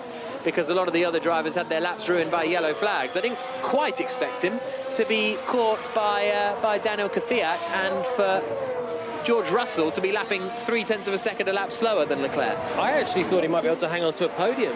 It's the sort of race that Leclerc somehow ends up on the podium at the end of the Grand Prix when there's trouble for others, and now he pits. So he's going to fall behind George Russell, Sebastian Vettel, and drop out of the top 10, try and do a racy final stint on a two-stopper to get to the fringes of the point. Off go the hards, on go the mediums, away goes Leclerc. I don't think a middle stint on the hards is what you would go for on paper when you were planning. They must be on plan D by now, as Vettel, his teammate, goes past him, and Leclerc exits the pits down in 11th position. Hamilton leading, Bottas second, Ricciardo third, Stroll just 1.6 seconds back. Then Albon, Perez, Norris, Kvyat, Russell up at the 9th now, Vettel in 10th. Stroll has just been chipping away at Ricciardo, a couple of tenths per lap for the last few. Here's Bottas. From right down to 0, from left was down at 20. Safety car would be nice now. So Bottas still thinks he's got something to fight with. How has he managed to deplete the front right? I'm genuinely curious about that, because most of the big corners here are right-handers, so you'd think it would be the front left that would take the hit. Maybe a lot of locking on the front right, and you can just sort of continually damage the inside front by that. I don't know how else you can wear the front right the way down, because there's basically no quick left-handers, apart from the final corner where you do get on the throttle very early to try and get the exit. Unless that final corner has just caused havoc, Buccine. It must be coming from the braking for Bottas, and that must be the big difference between him and Hamilton. Then Hamilton must have more equal wear across the front. And Lewis, instruction from the pit wall to both cars: we just want to stay off the curbs, just to maintain tyre integrity. Which curbs? So we're talking pretty much as many as you can, Lewis. In fact, all of them. It's particularly the high-load curbs. So Hamilton and Bottas both being told to stay off the curbs, as they were in Austria, though that was due to a different issue. And of course Silverstone, where the tyres went pop on the final lap. Albon is closing in on Stroll as well, so we're getting a little three-way concertina here, aren't we, with Ricciardo ahead of Stroll, ahead of Albon, and they are reverse that in pace. Ricciardo's going to be very, very difficult to pass here. Racing Point gave him the high ground. They didn't cover off the undercut. Renault took it. Racing Point then pitted about 5 laps later, so Stroll therefore is on the fresher tyres and he's going quicker. Albon pitted 1 lap later and is going quicker than Stroll as well. They're all bunching up behind Ricciardo, but Ricciardo has the highest top speed of all 3 as well. He's not going to be easy to pass. On top of that, he's very good wheel-to-wheel, and he's very late on the brakes. A good top speed and very good on the brakes means he's very difficult to overtake, basically, for anyone behind. George Russell might beat both Ferraris on their 1000th Grand Prix. They might finish behind a Williams here, like the good old days, but just over 9th position. Leclerc 2 seconds quicker than Russell on that last lap on his new mediums. 8 seconds back, he should come back past George Russell, who's in a fight with Sebastian Vettel for effectively the final point, but Vettel's still not catching him up. 4.3 seconds, the gap Vettel to Russell. It's come down slightly since their pit stops, but only ever so slightly, and the laps keep ticking down. 18 for Russell, 18 more laps for him to negotiate to get that first championship point, or points if he can keep Leclerc behind. Lap 41 of 59, Hamilton leading the Grand Prix, 6.4 seconds ahead of Valtteri Bottas in second place. Then it's 16 seconds back to Ricciardo. Albon is now almost within a second of Lance Stroll. This is good stuff from Albon. This is really, really good stuff. We've seen him fight through the order before. Staying on curbs is slower. The instruction is to both cars. Valtteri did have an issue with his first set. So Mercedes saying that maybe the Bottas tyre issues were caused by the curbs, small cuts maybe in the tyre, or I can't imagine what else it would be that would worry Mercedes right now. Staying off the curbs is just going to cost you heaps and heaps of time. they're on the curves on pretty much every corner, and I'm not nibbling a bit of curb, they're fully across every bit of curb they can take. So Mercedes might as well just neutralise the race now and just say, Lewis, cruise to the end, Valtteri went past you, bring the car home, because if Hamilton stays off the curbs and Bottas doesn't, Hamilton's got no chance. Yeah. Lap 42 of 59, and I think that's why it's so difficult to give drivers these instructions, because Hamilton is not going to believe that Bottas will be staying off the curbs. Did you ever have that, where you had an instruction that you were told was for both cars, but you were like, nah, don't trust the other guy though? Never did. I don't think I ever had an instruction just to stay off the curbs, to be honest. Right. It's not, you don't hear it from any other team apart from Mercedes really this year, but they're very wary of the curbs. They haven't really been since that season opener in Austria, where both cars in the end were fine on whatever parameters Mercedes were worried about. Both made it to the end without reliability woes, when actually most of the rest of the field didn't. But they've got loads of pace. Hamilton's got a free pit stop to Ricciardo. He's 23 seconds ahead of the Aussie in third. They don't need to attack. They just need to cruise around and take a 1-2. So unchallenged today. Yeah, sound you can hear is Alex Albon running in 5th position. 1.2 seconds back from Stroll at the start of that previous lap. He can see Stroll and he can see Ricciardo in front of him quite visibly as they come into the downhill right-hander of Corintau. Albon looking for his first Formula One podium. Stroll is just a little too back from Ricciardo to get the DRS this time around, 1.3 seconds adrift of the Renault driver. Tough thing for Albon is that Stroll, if he doesn't get a DRS, which he's not going to yet, Albon won't either. They're just both outside that 1 second gap. But Stroll is going to have a nice slipstream from Ricciardo, which will help him defend from Albon anyway when Albon gets there. Albon currently has the fastest lap of the race, and he's had a very good stint. But now he's got to just over a second back from Stroll. He can't quite bring it to less than a second, where he'd pick up DRS and a nice bit of closing speed on the main straight. So a little bit stagnant right now, but remember Ricciardo's on the older tyre and will have a slightly harder job to get that to the end.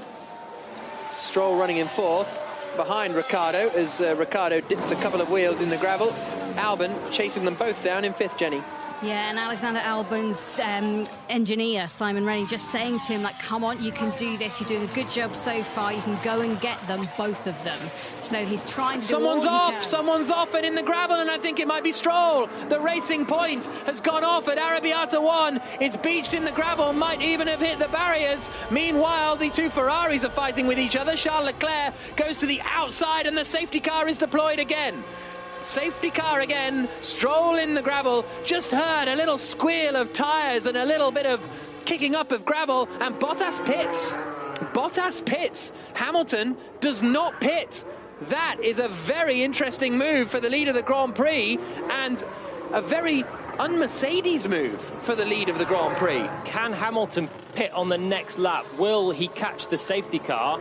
If he's stuck behind the safety car, he's going to be in trouble, but I don't think he's caught the safety car just yet. But do you have a certain delta that you have to abide by? But Bottas will also have to abide by that delta. Well, Bottas is behind the safety car, in fact, so Bottas will be way slower than Hamilton. So Hamilton's got away with it. Big crash for Lance Stroll, a lot of damage on that car, but he's okay. Off at Arrabbiata 2 it is for Lance Stroll. Wow, he's had a big impact there. Now also into the pits comes Albon. Hamilton could be really quite scuppered here, potentially. He'll be fine, because everyone else is stuck behind the safety car. Hamilton will pit and emerge ahead of the safety car. But will the red light be on at the end of the pit lane? No, I think he'll be okay. But he can't do a lap. He can't put a lap on the safety car, can he? He can't come out of the pits in front of the safety car. The safety car will have to let Bottas through. They won't collect. The safety car won't collect the non-race leader. But he has collected Bottas already. Well, we'll see what transpires instead of arguing about it between us, I suppose. But yeah, that's a big one for Stroll, definitely. Yeah, gingerly climbing out of the car, just pushing probably a little bit too hard in those fast corners. Tyres going away, desperate to catch Daniel Ricciardo, and ultimately ending it hard into the barriers in the dirty air of the Renault ahead. Ricciardo didn't pit, Albon did. So did Perez, so did Norris, so did Kvyat. Oh, Ricciardo did pit. Ricciardo also came into the pits, but we didn't see it. So that race is neutralised on soft tyres. And Hamilton now pits on the mediums as well, the same as Bottas, and he will indeed emerge ahead of his teammate. Okay, so he comes now down to the pit lane exit, and you're right, he does. But how is he going to have to wait for the safety car here, or is Bottas? No, you're right. The safety car let them all go through. There we go. The safety car picks up the race leader, and if you're not the race leader, you get the green light on the safety car, and you basically overtake him. Bottas has then had to go to the delta of the FIA set, so you can't go too quick under safety car conditions. You have to follow a maximum or a minimum pace that you can go, and that's why Hamilton's emerged in front. So we're seeing what happened to Stroll here, coming up into Arrabbiata 2. Oh, something broke, surely. Tyre failure, left rear. Oh, that's a big old crash. I think the left rear let go as he turned into Arrabbiata 2. I don't think it's driver error. I was surprised if it was driver error at those two corners. Well, he had a little blend out of the throttle for Arrabbiata 1. I got a puncture. Yeah, there we go. Similar to what happened to Daniel Kvyat at Silverstone on a race equally abusive on the tyres with curbing, I suppose. And now we can see that Mercedes order of stay off the curbs makes a lot more sense. It's the only thing that would have risked a non-1-2 finish is the tyres failing, as it did in Silverstone for both cars. They had to wind it down, and Stroll is the proof of that. He's okay after that big accident on the back of a moped back to the pits. But yeah, left rear just went. So lap 45 of 59. We've got 15 laps to go in the Grand Prix, and it's a red flag. Oh, standing restart. Standing restart in a little bit time. Drivers could change tyres again if they wanted to, but I don't know why they would. It'll be very interesting, this, when the race gets back underway. 3 red flags in 2 races now. Not a drop of rain in either of them. Bottas wanted the safety car. He would have definitely wanted the red flag. He's back in that second place that he got a good start from before. And we got a standing restart with 14 laps to go. This is going to be a sprint race of all sprint races to the checker flag. No pit stops, just see who can do it. Getting a replay of, Kimi Räikkönen, very last minute pit lane entry. Now, I don't know what I sort of mentioned this in practice. There's not like one big single block line when you come into the pits here, like most other F1 circuits. But just getting a replay again of Stroll going into the barriers, and Albon following him just sees the car pitch right and then into the wall. Albon drove over a lot of shards of carbon fibre that came off Stroll's car as his tyre blew at about 170 mile an hour, turning into Arrabbiata 2. That's a horrible place for it to go. And as you say, similar to Daniel Kvyat at Silverstone, a similarly large impact. Thankfully, he's okay. We have had some crashes today, but Formula One cars proving themselves to be very strong. Indeed. So that car is going to get hoisted out of the way. The red flag, usually due to the fact that they've got to put the belt back in front of the tyre barrier. That's what took the time in Monza a week ago. So Hamilton's going to lead this Grand Prix. Bottas second, Ricciardo third, Albon fourth, Perez fifth, Norris sixth, Kvyat seventh, Leclerc eighth, Russell ninth, Vettel 10th, Raikkonen and Grosjean will be the 12 cars that will contest the restart. Now, Albon, well, it's the battle for third now. Is just down to a 2-car fight, isn't it, really? Ricciardo versus Albon. Perez hasn't shown the pace today that he can involved in the squabble. Yeah, but a standing restart with 13 laps to go, it's just who gets the good start. Can Ricciardo take the lead and win the Grand Prix? I'd be amazed if he has the pace. Well, we know he can keep a Mercedes back. Yeah. He can keep Bottas back. We saw it last time out, but I'd be amazed if he's got the pace to beat the Mercedes, even if he gets them off the line. Albon is going to be getting used to that 4th place grid spot, because he's now going to have his 3rd start of the Grand Prix, all from 4th place. The first start was okay, but he remained 4th, lost out to Leclerc. but Max Verstappen was ahead of him at that time and lost out. The second start was Leclerc ahead of him, and Albon tumbled from 4th to 7th. If he has another start like that, he's going to be having a miserable race, because it'll be tough to make up those places again with 13 laps to go. He was actually in a really good place there once Stroll crashed. Albon in 4th with Ricciardo on older tyres just ahead. That was one place he's got to do. It's still one place, but he's not a great start so far. Yeah, I was going to say, Bottas hasn't had the greatest of starts this season. He said after, I think it was the kind of slight jump start that he had, that he was almost paying too much attention, trying to react too quickly to the lights. So they've been looking to try and help Bottas with his starts. He's had plenty of practice in this race to try and improve his starts. It's not worked so far, as the guys just struggle to lift up Lance Stroll's car, and it's in an awful mess at the moment, with smoke billowing from it. This is not what they wanted at all, as the marshals will have to come forward and use their fire extinguisher as well. This is one very, very toasted racing point, isn't it, Jack? It looks horrible.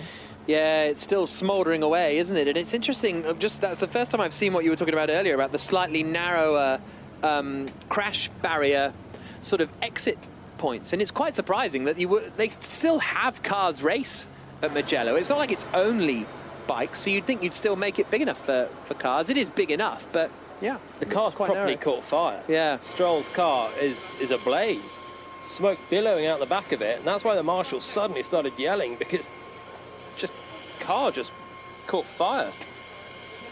Yeah, and Stroll has made it back to the pit lane now. He's just walking along with his crash helmet sort of balanced on his head, and walked back to the garage of Racing Point, and I think they'll have to look at that and just say they were terribly unfortunate and unlucky to have had a big crash like that. And yeah, it is interesting looking at the exit points for how they get the cars off this track, because as you say, it's a Ferrari test track. You think it would be big enough, but it was built in 1974 and cars were skinnier back then as well, and you know, they're so used to dealing with bikes here that the marshals are great, but this is a different discipline, a different thing for them to have to deal with.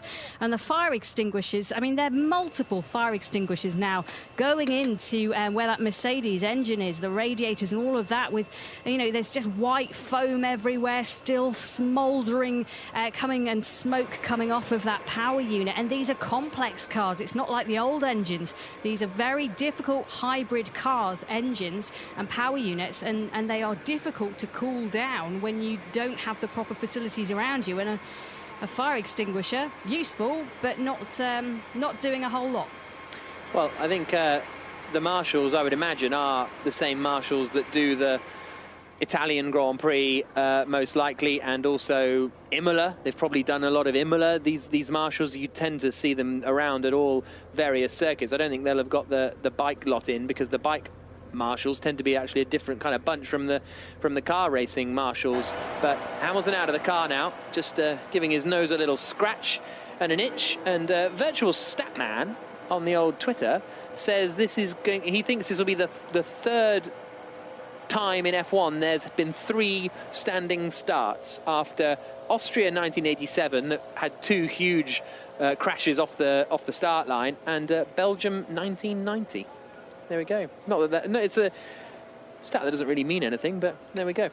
I do like the rule of a standing start after a red flag, because you get so excited for a safety car restart and then nothing happens. Okay, apart from today, but it never quite lives up to the expectation, does it? Our starts are great. Yeah, it's the most exciting part of a race, and we get 3 of them today.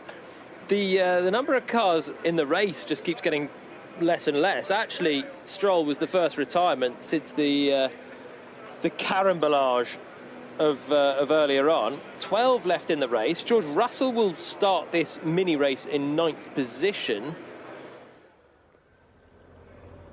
He took a pit stop and Charles Leclerc didn't. I was wondering how Leclerc got back ahead of him, but Leclerc stayed out, having pitted, and Russell, Vettel and Raikkonen all came into the pits.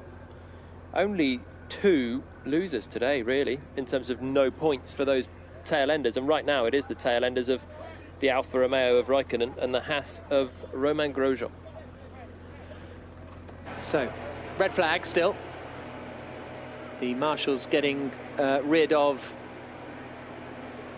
Lance Stroll's car, A shame for Stroll, actually, I think, on that front, because he was doing a good job closing in on Ricciardo, and if he'd have got Ricciardo for third, might have had a little nibble at my driver of the day.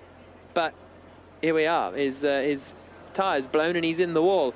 George Russell at the moment looks to be set to get that. It's just got tougher for Russell, didn't it? Because he doesn't have that 5-second buffer to Vettel, although he has had the pace over Vettel over the whole of the Grand Prix. And he's got one more place higher. Oh, yeah. Essentially, a car ahead of him has dropped out, and that battle for 10th with Vettel is now a battle for 9th with Vettel. He can let Vettel through and still be where he was before. And if he can hold off Vettel, he's not just going to get 1, but 2 points.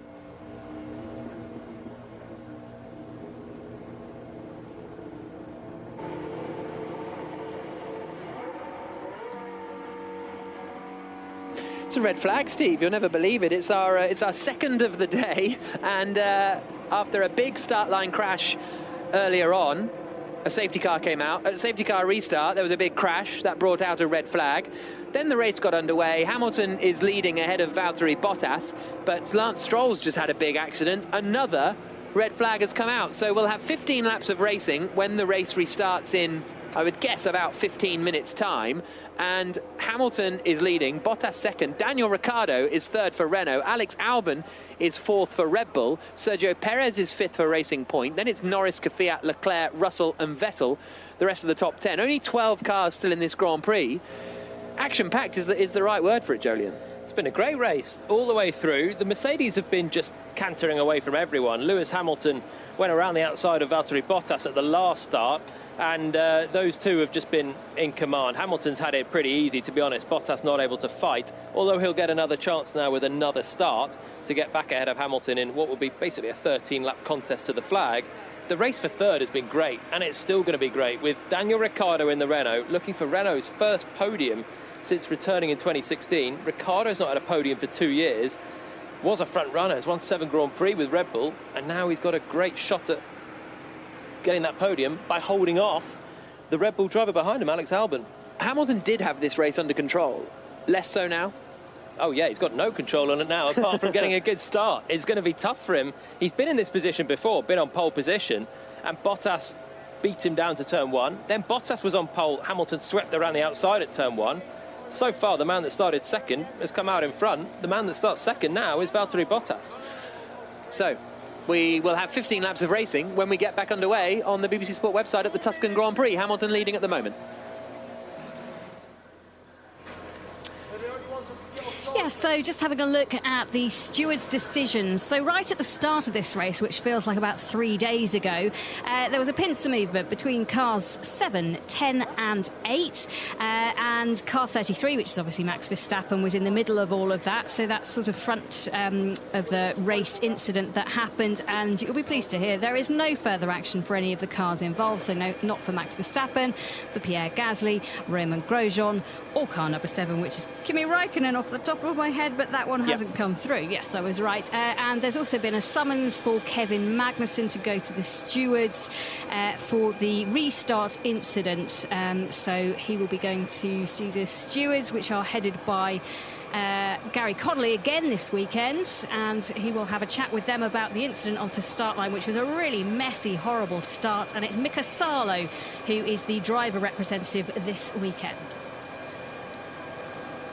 So session will restart at 17:12 with 15 laps of racing at about a minute and a half a lap. So we will, what have we got? Another 25 minutes left in this Grand Prix, something like that. So it's 13 laps, isn't it? I thought it was 15. Oh, sorry, yeah, you're absolutely right. It's 14 laps to be precise. But they're going to do 1 lap round to the But that one doesn't grid. count, I don't think. So they'll be starting lap 46. But anyway, we'll get bogged down in that later. So we've got about a little over 20 minutes of this race remaining. So we'll be finished about 4:30. Hopefully those of you on the BBC Sport website can still hear us. And we have extended our little slot. So hopefully we won't cut off the commentary as we've had before. Hopefully that won't be a problem. What are we making of Mugello as a circuit to race on? I'm having a little bit of an argument on WhatsApp while we're having this conversation, because Scott Mitchell from the race is saying nah, it's not good enough for racing this track, but I like what it stands for in terms of the runoff and stuff like that. But for me, give me Mugello over Barcelona every day of the week. What's Scott Mitchell's? That's garbage, isn't it? We've seen yeah. more overtaking here than we saw at Monza. Yeah. It's been a great race. It's been a race where errors get punished, a weekend where errors get punished all the way through. We've had a lot of action in this Grand Prix. We've had a couple of hefty accidents that everyone's walked away from. This has been I think it's been a great success, this circuit so far. Overtaking's not been as disastrous as everyone thought. We've seen some nice moves, all into turn one. What I don't understand, so the overtaking has been a bit easy. They've all been DRS breeze pasts. Okay, maybe that's because of Leclerc. But why do the FIA tweak DRS zones every year? Why, if it's too easy a pass, like in Shanghai, as an example, why isn't it tweaked to make it shorter? That's the part I don't understand. I think they have on occasion lengthened or shortened the DRS zone. There's no historical data for this one, was there? So no, I'm not criticising here, but I was saying if you came back next year, you could make it a little shorter, couldn't you? Or so not? You're saying overtaking's too easy around this circuit. Well, the thing is, we've only seen it happen on Leclerc, fundamentally, haven't we? And no, there was one other one. Norris and Perez. Norris and Perez. And this is more than we had at Monza, which is a great the temple of speed, a great iconic circuit in Formula One. We didn't really see a legitimate overtake in Monza, apart from Raikkonen and Latifi dropping through the field. Apart from the first lap stuff and that, we didn't see anything. We've seen a lot more action in this Grand Prix. I know Monza in the end was absolutely chaotic with the bunched up field, but this one's been equally chaotic with less of the randomness, I'd say. Really enjoyed it. Yeah. So, Quixotic Geek says, give me Mugello over any track designed by Tilke any day. It's a driver's track as well, this. It's one thing, I think it's been a great track to watch the race from, or to listen to the race. But the drivers will be loving this as well. It's a proper challenging circuit, old school, fast flowing corners, not stop-start, huge 1 kilometre straights into a hairpin, into a huge 1 kilometre straight, all with loads and loads of runoff, so you can go off as many times as you like and you probably won't hit the wall. This is a proper circuit, and I do think it's been a great success. I have to say, coming into this, there was a lot of chat about the physicality of this track, and 59 laps around Mugello. Would people be waking up tomorrow morning with stiff necks and achy? I'll tell you what, they haven't actually had a proper chunk of race, it feels like, to suffer physically from this race. I mean, Stroll will probably wake up tomorrow morning having crashed in his racing point quite heavily. He'll ache, but physically this has been a very different race. It's a mental game now, isn't it, with so many red flags and stoppages? Well, I don't know about that. I think it will be physical now. For anyone that was a bit achy before the end, they're now going to go for new soft tyres. Will probably be the quickest way to the flag. Definitely bearing in mind they've got to do a standing start. And it's going to be flat out, basically, for 13 laps on low fuel now to the end of the race. If you were struggling, if you're starting to feel a little bit of an achy neck before, it's going to be hanging off the side by the end of the race. I reckon Stroll, Latifi, Magnussen, Giovinazzi and Sainz might also be feeling a little bit of ache tomorrow too. Obviously not the circuit's reasoning, but I think it's going to be straightforward for them when they wake up in the morning. Lap 46 of 59, drivers in the cars, ready to get going in another 6 minutes' time or so, Jenny. Yeah, and just having a look through the tyres again, I mean, no one's really got any new softs to be able to bolt on their car. I mean, so many pit stops. We were expecting potentially a one-stop race. Yes, there's a lot of used softs out there potentially that some people could call on. But, yeah, there's a very limited number of tyres that people have got to play around with now. But they've just all basically done their tyre change, because we had that safety car before it was red flagged. Everyone had a pit stop without losing a position. And I guess we kind of see what they're on. Everyone's on the soft. Leclerc might change because he's on a medium and might change tyres again. He didn't pit under the safety car because they'd only just pitted before that. And the Mercedes, will they stick on their new mediums? I guess they probably will. That's what they started with before, and it did the job. Amit Mandalia also points out that the next race is Sochi. So we'll have the discussion of how good Mugello is when we get to Sochi in a couple of weeks' time. Let's hear from Kevin Magnussen, shall we? He was involved in that pile-up at the start. He was the one who got ploughed into. This is what he had to say after he was out. Kevin, it looked like chaos. What happened? I haven't watched it from all the cars ahead. I think my feeling is that somebody maybe backed off to then try and go and gain like a momentum. I don't know for sure, but certainly the guys in front of me, the couple of cars ahead, they went, and we were full throttle for at least a couple of seconds, and then they stopped again right before the line, and then I had to stop, but the guy behind me had to stop, and eventually somebody couldn't react, and there was a massive crash. So it has to be looked at for sure and improved for the future, so we don't have that situation again. A couple of drivers described it as dangerous. Is that fair? Well, it's certainly dangerous, yeah, certainly, and something we want to avoid in the future. The car, you've been saying all weekend, has felt better. You just not had much pace. I know you didn't have much experience in the race, but was it feeling all right? I mean, we have those laps to the grid before the race, and I was really surprised with the feeling in the car. It was very, very good, and I came out of the pits behind one of the Williams, and I was just catching him even on those laps to the grid, and I was telling the guys that it felt really good. So again, we got up to P12 from P20 on the first lap. We had a Williams in front. It was looking very good, so another missed opportunity, and feel very bad for me and the team. Hard luck, Kevin. Thank you. That's Kevin Magnussen then speaking to Lawrence Barretto a little earlier on. And, well, that's that, really. Not as kind of assumed everything that we sort of assumed. And they'll all be speaking to the stewards. I think it'll be tough to fully put blame for that on anyone, to be honest. It was sort of a racing incident. Interesting that Magnussen is the driver that's been summoned to the stewards. Of course he is. He's Magnussen. Yeah. Previous reputation maybe going against him. But I think because he stopped, he was the car behind Russell who went. Russell could see the action unfolding. Magnussen could probably just see the back of Russell, therefore had to stop more suddenly. So it probably won't look as good for Magnussen, but I don't think he will be to blame for it. I think it's just all circumstance that's led to it. Many different things. Jenny. Yeah, just to let you know that Kimi Raikkonen is under investigation for a pit entry incident. He's not in the points at the moment, and I think he's not going to be in the points at the end of this race unless we have another red flag. You never know, and even more incident. And apparently, I'm hearing that both of the Mercedes cars have switched to the soft. So, Jolyon Palmer, you get an honorary honour for just being a smarty clogs. Or a clever clogs. Smarty clogs, wow. Well, I almost said something I shouldn't have done, so I retracted quickly, and that's what you got, a smarty clogs instead. So what, you didn't want to say smarty pants? You can say smarty pants, can't you? That wasn't quite where I was going, but nearly. Smarty, oh, a smart, oh. No. A smart, I see. That's what you're saying. You're so clever as well, you can have an honorary award.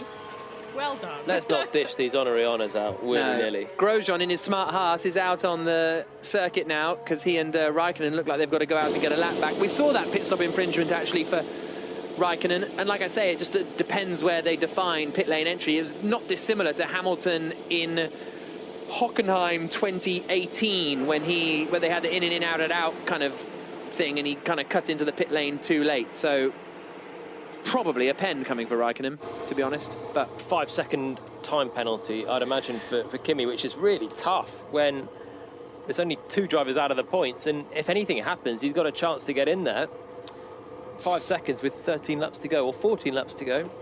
Snookered on hashtag BBC F1 says, great race, says Jolyon Palmer. What utter nonsense. I don't watch F1 for endless safety car distortions and restarts. Absolute joke of a Grand Prix. What does Snookered watch it for? A procession. Snookered likes the processional races. Okay. We'd have loved the earlier races. So, or she. The cars go back out onto the circuit. Latifi's been called to the stewards now for the restart as well. Here's Ricardo's radio. Let's finish what we started. Let's finish what we started, is Daniel Ricciardo's rallying cry to the Renault team, although from now on, it's pretty much all up for him. Softs for every driver on the circuit now, the 12 that we have left, and in all of that, yes, okay, I just, for a moment, Russell was down in 11th place on the timing screens, but that's simply because they let Grosjean and Raikkonen out to do a lap to catch themselves back up to the back of the pack. Hamilton is going to lead then. Bottas is going to be second. Ricciardo third, Albon fourth, Perez fifth, Norris, Kvyat, Raikkonen, Grosjean, Leclerc. No, sorry, I'll read that order out again because up to fifth was correct to Perez. Then it's going to be Norris, Leclerc, Russell, Vettel, Raikkonen and Grosjean. The safety car will enter the pits and we'll have a standing start again with 14 laps to run. Can Bottas get the getaway on Hamilton this time around? The sun's getting a little bit lower. Wonder if the race has gone on for some time now. Slightly lower sun might make it harder to see in the westerly direction. Over towards the Med. Lights out on the safety car. Hamilton will start the Grand Prix again. It's been a long time, actually, since I commentated on a 12-car standing start. That was back in the good old days of... In fact, when was the last time I commented on a 12-car standing start? I don't even know. Here they come down to what I've done a few 12-car rolling starts in the days of the FIA GT1 World Championship when that was struggling in 2012. But there we go. Through the final corner then, now comes Hamilton. Just remembered this Grand Prix start isn't about my commentary history, as the Mercedes are about to line up on the front row of the grid. Once again, Jenny. Yeah, and Sebastian Vettel on the radio saying he's not happy that two of the cars have gone to be able to get a lap back, and they'll now have hot tyres, and they're the cars around him. Nita Luzzi says, we really don't want races full of stoppages, not processional, but not artificially manipulated by safety cars and red flags. I think that, to be fair, Nita, that's fair. But this is kind of Formula One we have at the moment. It's it's procession or chaos are your two options with the way that the regulations are. So, race about to get underway. Thank you for joining us, and thank you for staying with us here on the BBC Sport website and the Formula One app. Hamilton on pole, Bottas second, Ricciardo third. The last 14 laps about to get underway in Mugello. Lights out. Decent start from Hamilton. Bottas might lose out to Ricciardo.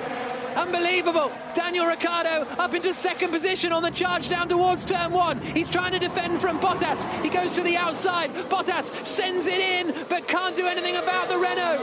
Daniel Ricciardo into second place. Perez fancies a look at Bottas coming into turn three, but he can't get the move done. Perez holds on. Albon then tries to go around the outside of Perez, sticks a couple of wheels in the gravel, and that's a brilliant move from Alex Albon. Has the inside line into Materassi, and he is now in fourth position. Hamilton leads, Ricciardo is second, Bottas is third, fourth is Albon, having lost out to Perez, who initially made a great start. Fifth is Perez, sixth is Norris, seventh is Daniel Kvyat. Great move from Albon. Bad start to let Perez go, but terrific move around the outside at turn three.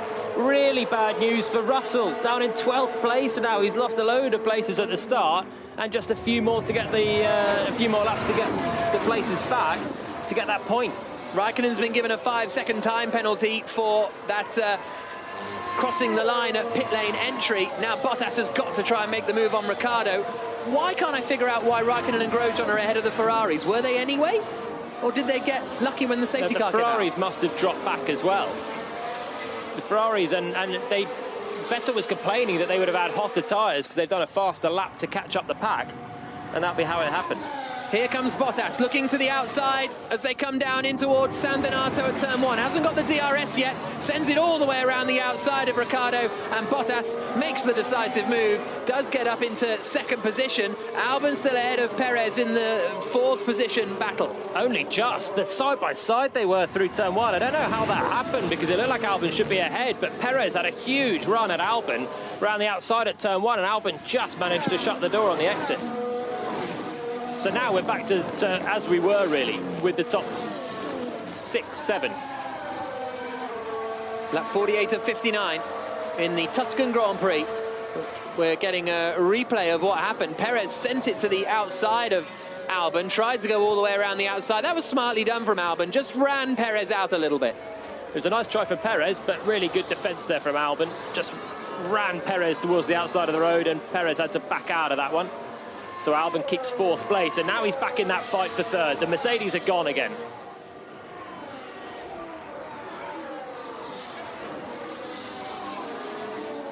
Lap 48 of 59 as Hamilton leads the way. Yeah, we've got some racing action. Hamilton is leading the Grand Prix with 11 laps to go. He's ahead of Valtteri Bottas.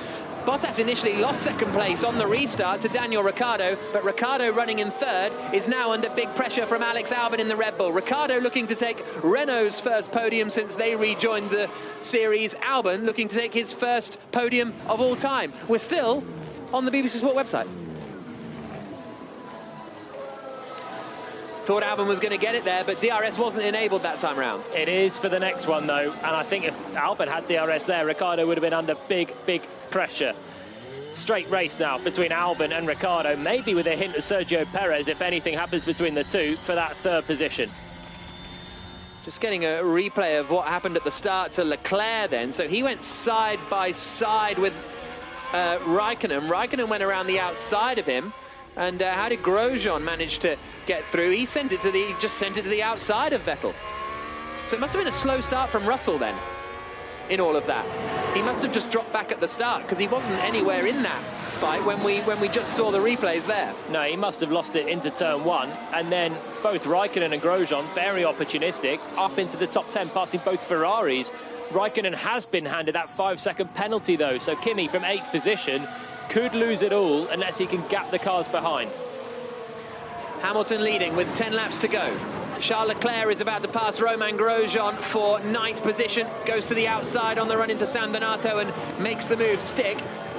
George Russell, after being in the points throughout the entirety pretty much of the Grand Prix, certainly a large majority of it, is now down in 12th and needs to gain 2 places if he wants to score points. He's less than a second behind Vettel. Had the DRS on him on that last lap, on that last run down towards the first corner. Couldn't make the move.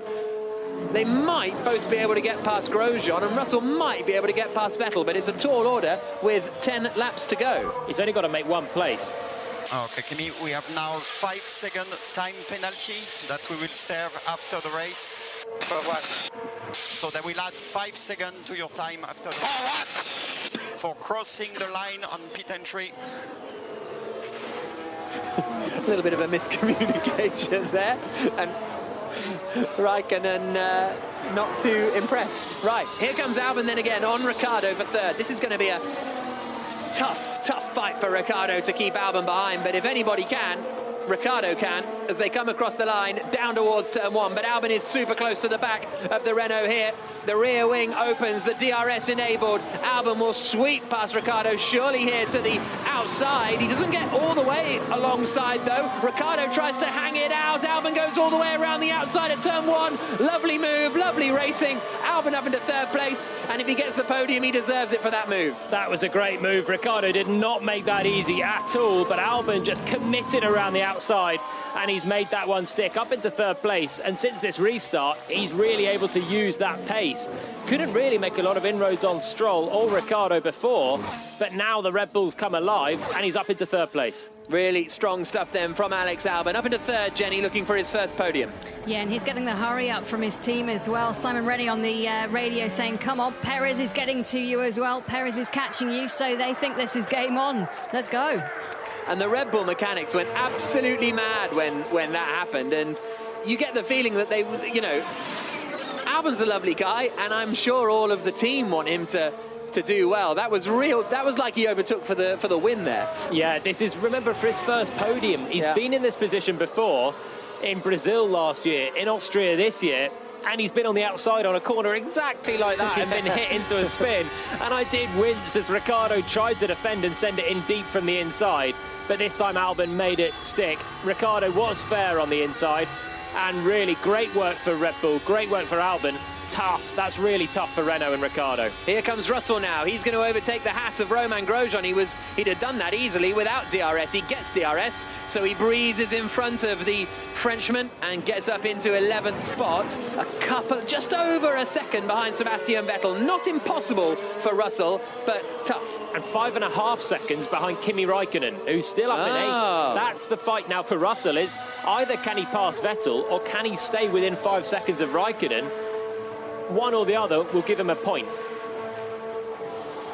Albon's catching Bottas. Albon's back within DRS of Bottas. Right, let's get up to Bottas, let's have him. That's classic Simon Rennie, isn't it?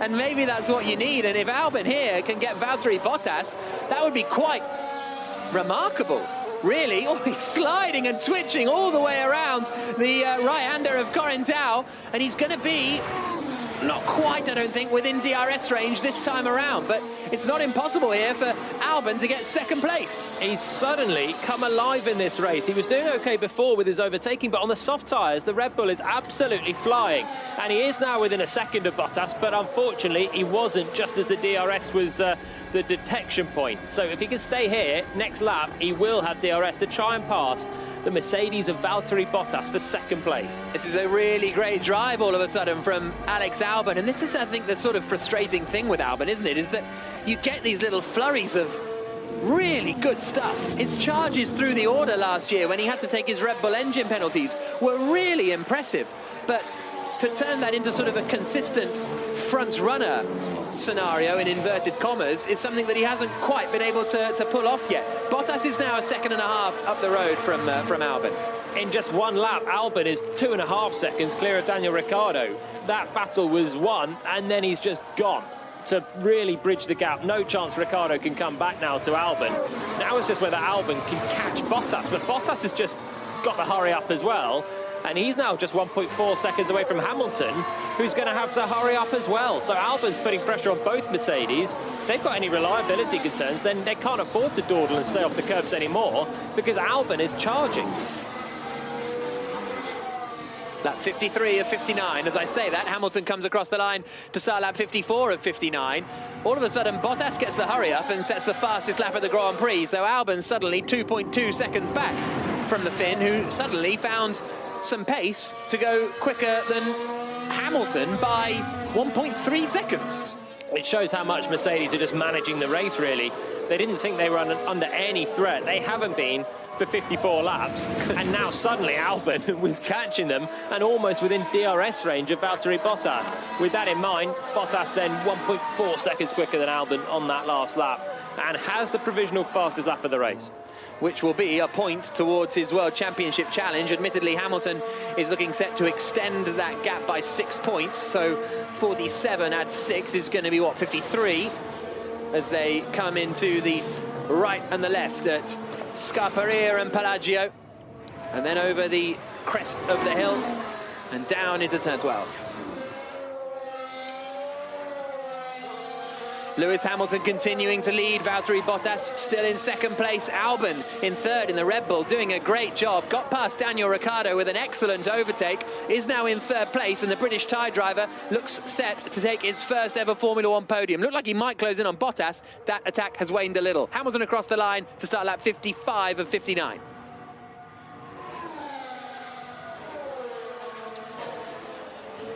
Russell not far from Vettel, as Vettel just made a little bit of an error coming through the right hand. Oh, he's just stuck a couple of wheels in the gravel, not really worthy of a replay, but Russell is almost within DRS range. He is within DRS range, I think, of Sebastian Vettel as they come across the line in the fight for 10th place. How far behind Räikkönen is he? Too far. The problem he's got is Räikkönen is just pulling away from the Ferraris. So Russell now has to pass Vettel because Vettel's dropping away from Räikkönen. Critical phase, we need to get past Vettel before he gets DRS with Leclerc ahead. Hey, I'll drive my off. Leave me to it. So Russell saying, I'm going to drive something of himself off, leave me to it, and he's basically saying you need to get there before Vettel gets into the DRS range of Leclerc, but that seems quite a long way away, actually, to be honest. Vettel's 2.2 seconds away from Leclerc and has been slower all weekend, so that may never happen. The problem is they're all dropping away from Raikkonen. Was that meant to be funny or not? You seem surprised by how much I found that funny. Oh, you were laughing at me. Oh, put it away. Lap 56 of 59 for Lewis Hamilton in the lead of the race. 1.6 seconds clear of Bottas. 2.1 seconds back to Albon. 2.6 seconds back to Ricciardo. The top 7 positions are pretty much set. Through the final corner comes Russell. How far behind Leclerc is he Vettel is he this time around? Not quite close enough to get the DRS. It looked like he will be. The whole of the Williams crew are glued to the TV screen in these closing laps. It's going to be tough for Vettel to get this 10th place, but for Russell to get this 10th place for what would be his first Formula One World Championship point, and Williams' first Formula One World Championship point of the season. Russell's only 0.8 away from Raikkonen by the time Raikkonen takes his penalty as well. So Raikkonen, with his 5-second penalty, is going to emerge right in the midst of this Vettel-Russell fight with a few laps to go. They both up their pace to match Kimi Raikkonen on the last go. There's 2 options for Russell. Either Vettel can pick up the pace and he can beat Raikkonen on time, or Vettel doesn't and he's got to beat Vettel on track. My suspicion is that Russell can't... He comes across the line and he's less than a second behind, but that's after a decent chunk of straight where the Ferrari is sort of so weak. So I think it's getting into that DRS range before the DRS detection point, clearly, is the crucial thing for Russell as he comes down into the final corner now. And it's sort of a second and a half when they come into the final turn. That then closes up by the time they come over the start-finish. In fact, it's 1.8 across the line now. So Vettel has managed to bridge that gap. It's going to be a tough one for Russell. Hamilton's still leading, though, with 3 laps to go. Bottas second. Yeah, Russell's dropped away, and he lost a second to Raikkonen on that lap as well. So not looking good for George Russell right now, when it looked good all race for the first points for him. Out front, though, Hamilton freezing. 1.5 seconds clear of Bottas. Not a huge margin, but I think he's got this one under control. And they've both managed to negate the attack of Alex Albon, who's now 3 seconds away from Bottas as well. So we're pretty stagnant now out front. Hamilton about to come through and start the penultimate lap of the Grand Prix as the sun starts to set in the Tuscan hills just north of Florence. A Mercedes 1-2 looks on the board again. Hamilton leading home Valtteri Bottas with 2 laps to go. Bottas still there in second place, but the Mercedes quite visibly actually not going anywhere near as far over the curbs as at the final corner as they have been going all weekend. And it's going to be a 90th career victory this for Lewis Hamilton. He'll extend his championship lead a little more over Bottas, and Bottas had the chances today to take the win. He had plenty of opportunities to take the win. Hamilton's having a run at fastest lap here, lighting up the timing screens on this penultimate lap. He's been cruising around relatively away from his pace, and now he does the fastest first sector of the Grand Prix. Here's Bottas. Keep the pressure on. That's mixed messages, isn't it? Yeah. Stay off the curves, but keep the pressure on. Mercedes, I think they are in a bit of a fight. If Bottas possibly could be, but Hamilton is lighting up the timing screens on this lap, completely setting. I think he's going to breeze to fastest lap, fastest first sector, fastest second sector. Now a couple of corners before he can get fastest lap. And then Bottas has one final go on the next lap to try and take it away from him. Here comes Hamilton through the left-right flick of Biondetti. Then into the final corner of Pacine. And out over the start-finish straight again. Lewis Hamilton sets the fastest lap of the Grand Prix. And it is a 1 minute 18.833. A second quicker than Valtteri Bottas on that last lap. Will Bottas go for it now? We're on the final lap. And over a second clear of Alex Albon. 1.3 seconds clear of Albon. That's the pace that Mercedes have on the same tyre. Hamilton unleashing for 1 lap only. Now I'm sure he'll relax. And he's on the final lap, just a few corners away from the win. Raikkonen in 8th place sets his fastest lap of the Grand Prix. I think, though, yeah, he's got 7 seconds now to George Russell in 11th position. So Russell isn't going to get a point here, I don't think. Bottas isn't even pushing. He's 2 seconds slower than Hamilton on this lap, alone in the first sector.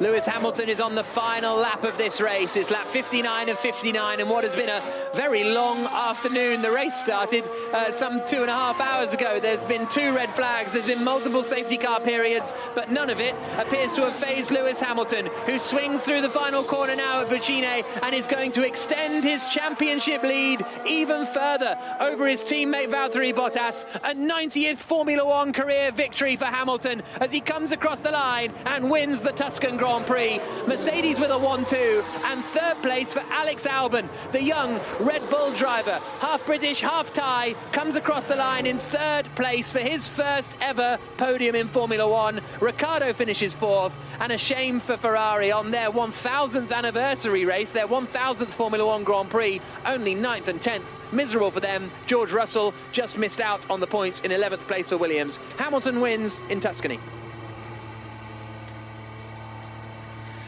So Hamilton victorious. He extends his lead by 8 points then at the top of the championship, where it was going to be 6. That little fastest lap, pretty important, because it's now 55 points. Not that 1 point is going to make it, but it's a 2-point swing. But anyway, in the grand scheme of things, it isn't important. What am I talking about? But it's now 55 points, his championship lead. Bottas nowhere near getting the fastest lap. On the last lap, he, well, didn't even try, basically. No, nothing left for Bottas to do. I think Hamilton's lap was some 6/10 quicker than Bottas had managed earlier. And a very good drive, ultimately, for Lewis Hamilton. Another win. The championship lead is irrelevant. He's got it in the bag. He's just racking up win after win and making it look routine. This one, once he got the lead at the second start, he never looked back. Bottas just didn't have enough to challenge him. Really pleased for Alex Albon, though. Third position. Some great overtakes. Happy chap. Okay, nice job, mate. That's it. Well done, Alex. That's a very, very good drive. You did it the hard way today, mate. Some great overtakes and a really, really well-deserved podium. Well done. Well, yeah, thank you, everyone. Thanks for everything. Thanks for sticking with me. But yeah, thank you. Thank you for sticking with me, says Alex Albon. Great drive. Yeah, he did do it the hard way, didn't he? Starting from fourth. His teammate was out of the race, so he should have been third, but dropped to 7th after that second start. And he just made some good overtakes. Clinical, decisive, at great pace at the end of the race. And Renault will be gutted that Albon managed to turn up on that final stint, because it looked like Ricciardo should have had that podium. Get in there, Lewis. What an awesome race, mate. That was so hectic. Absolutely crazy.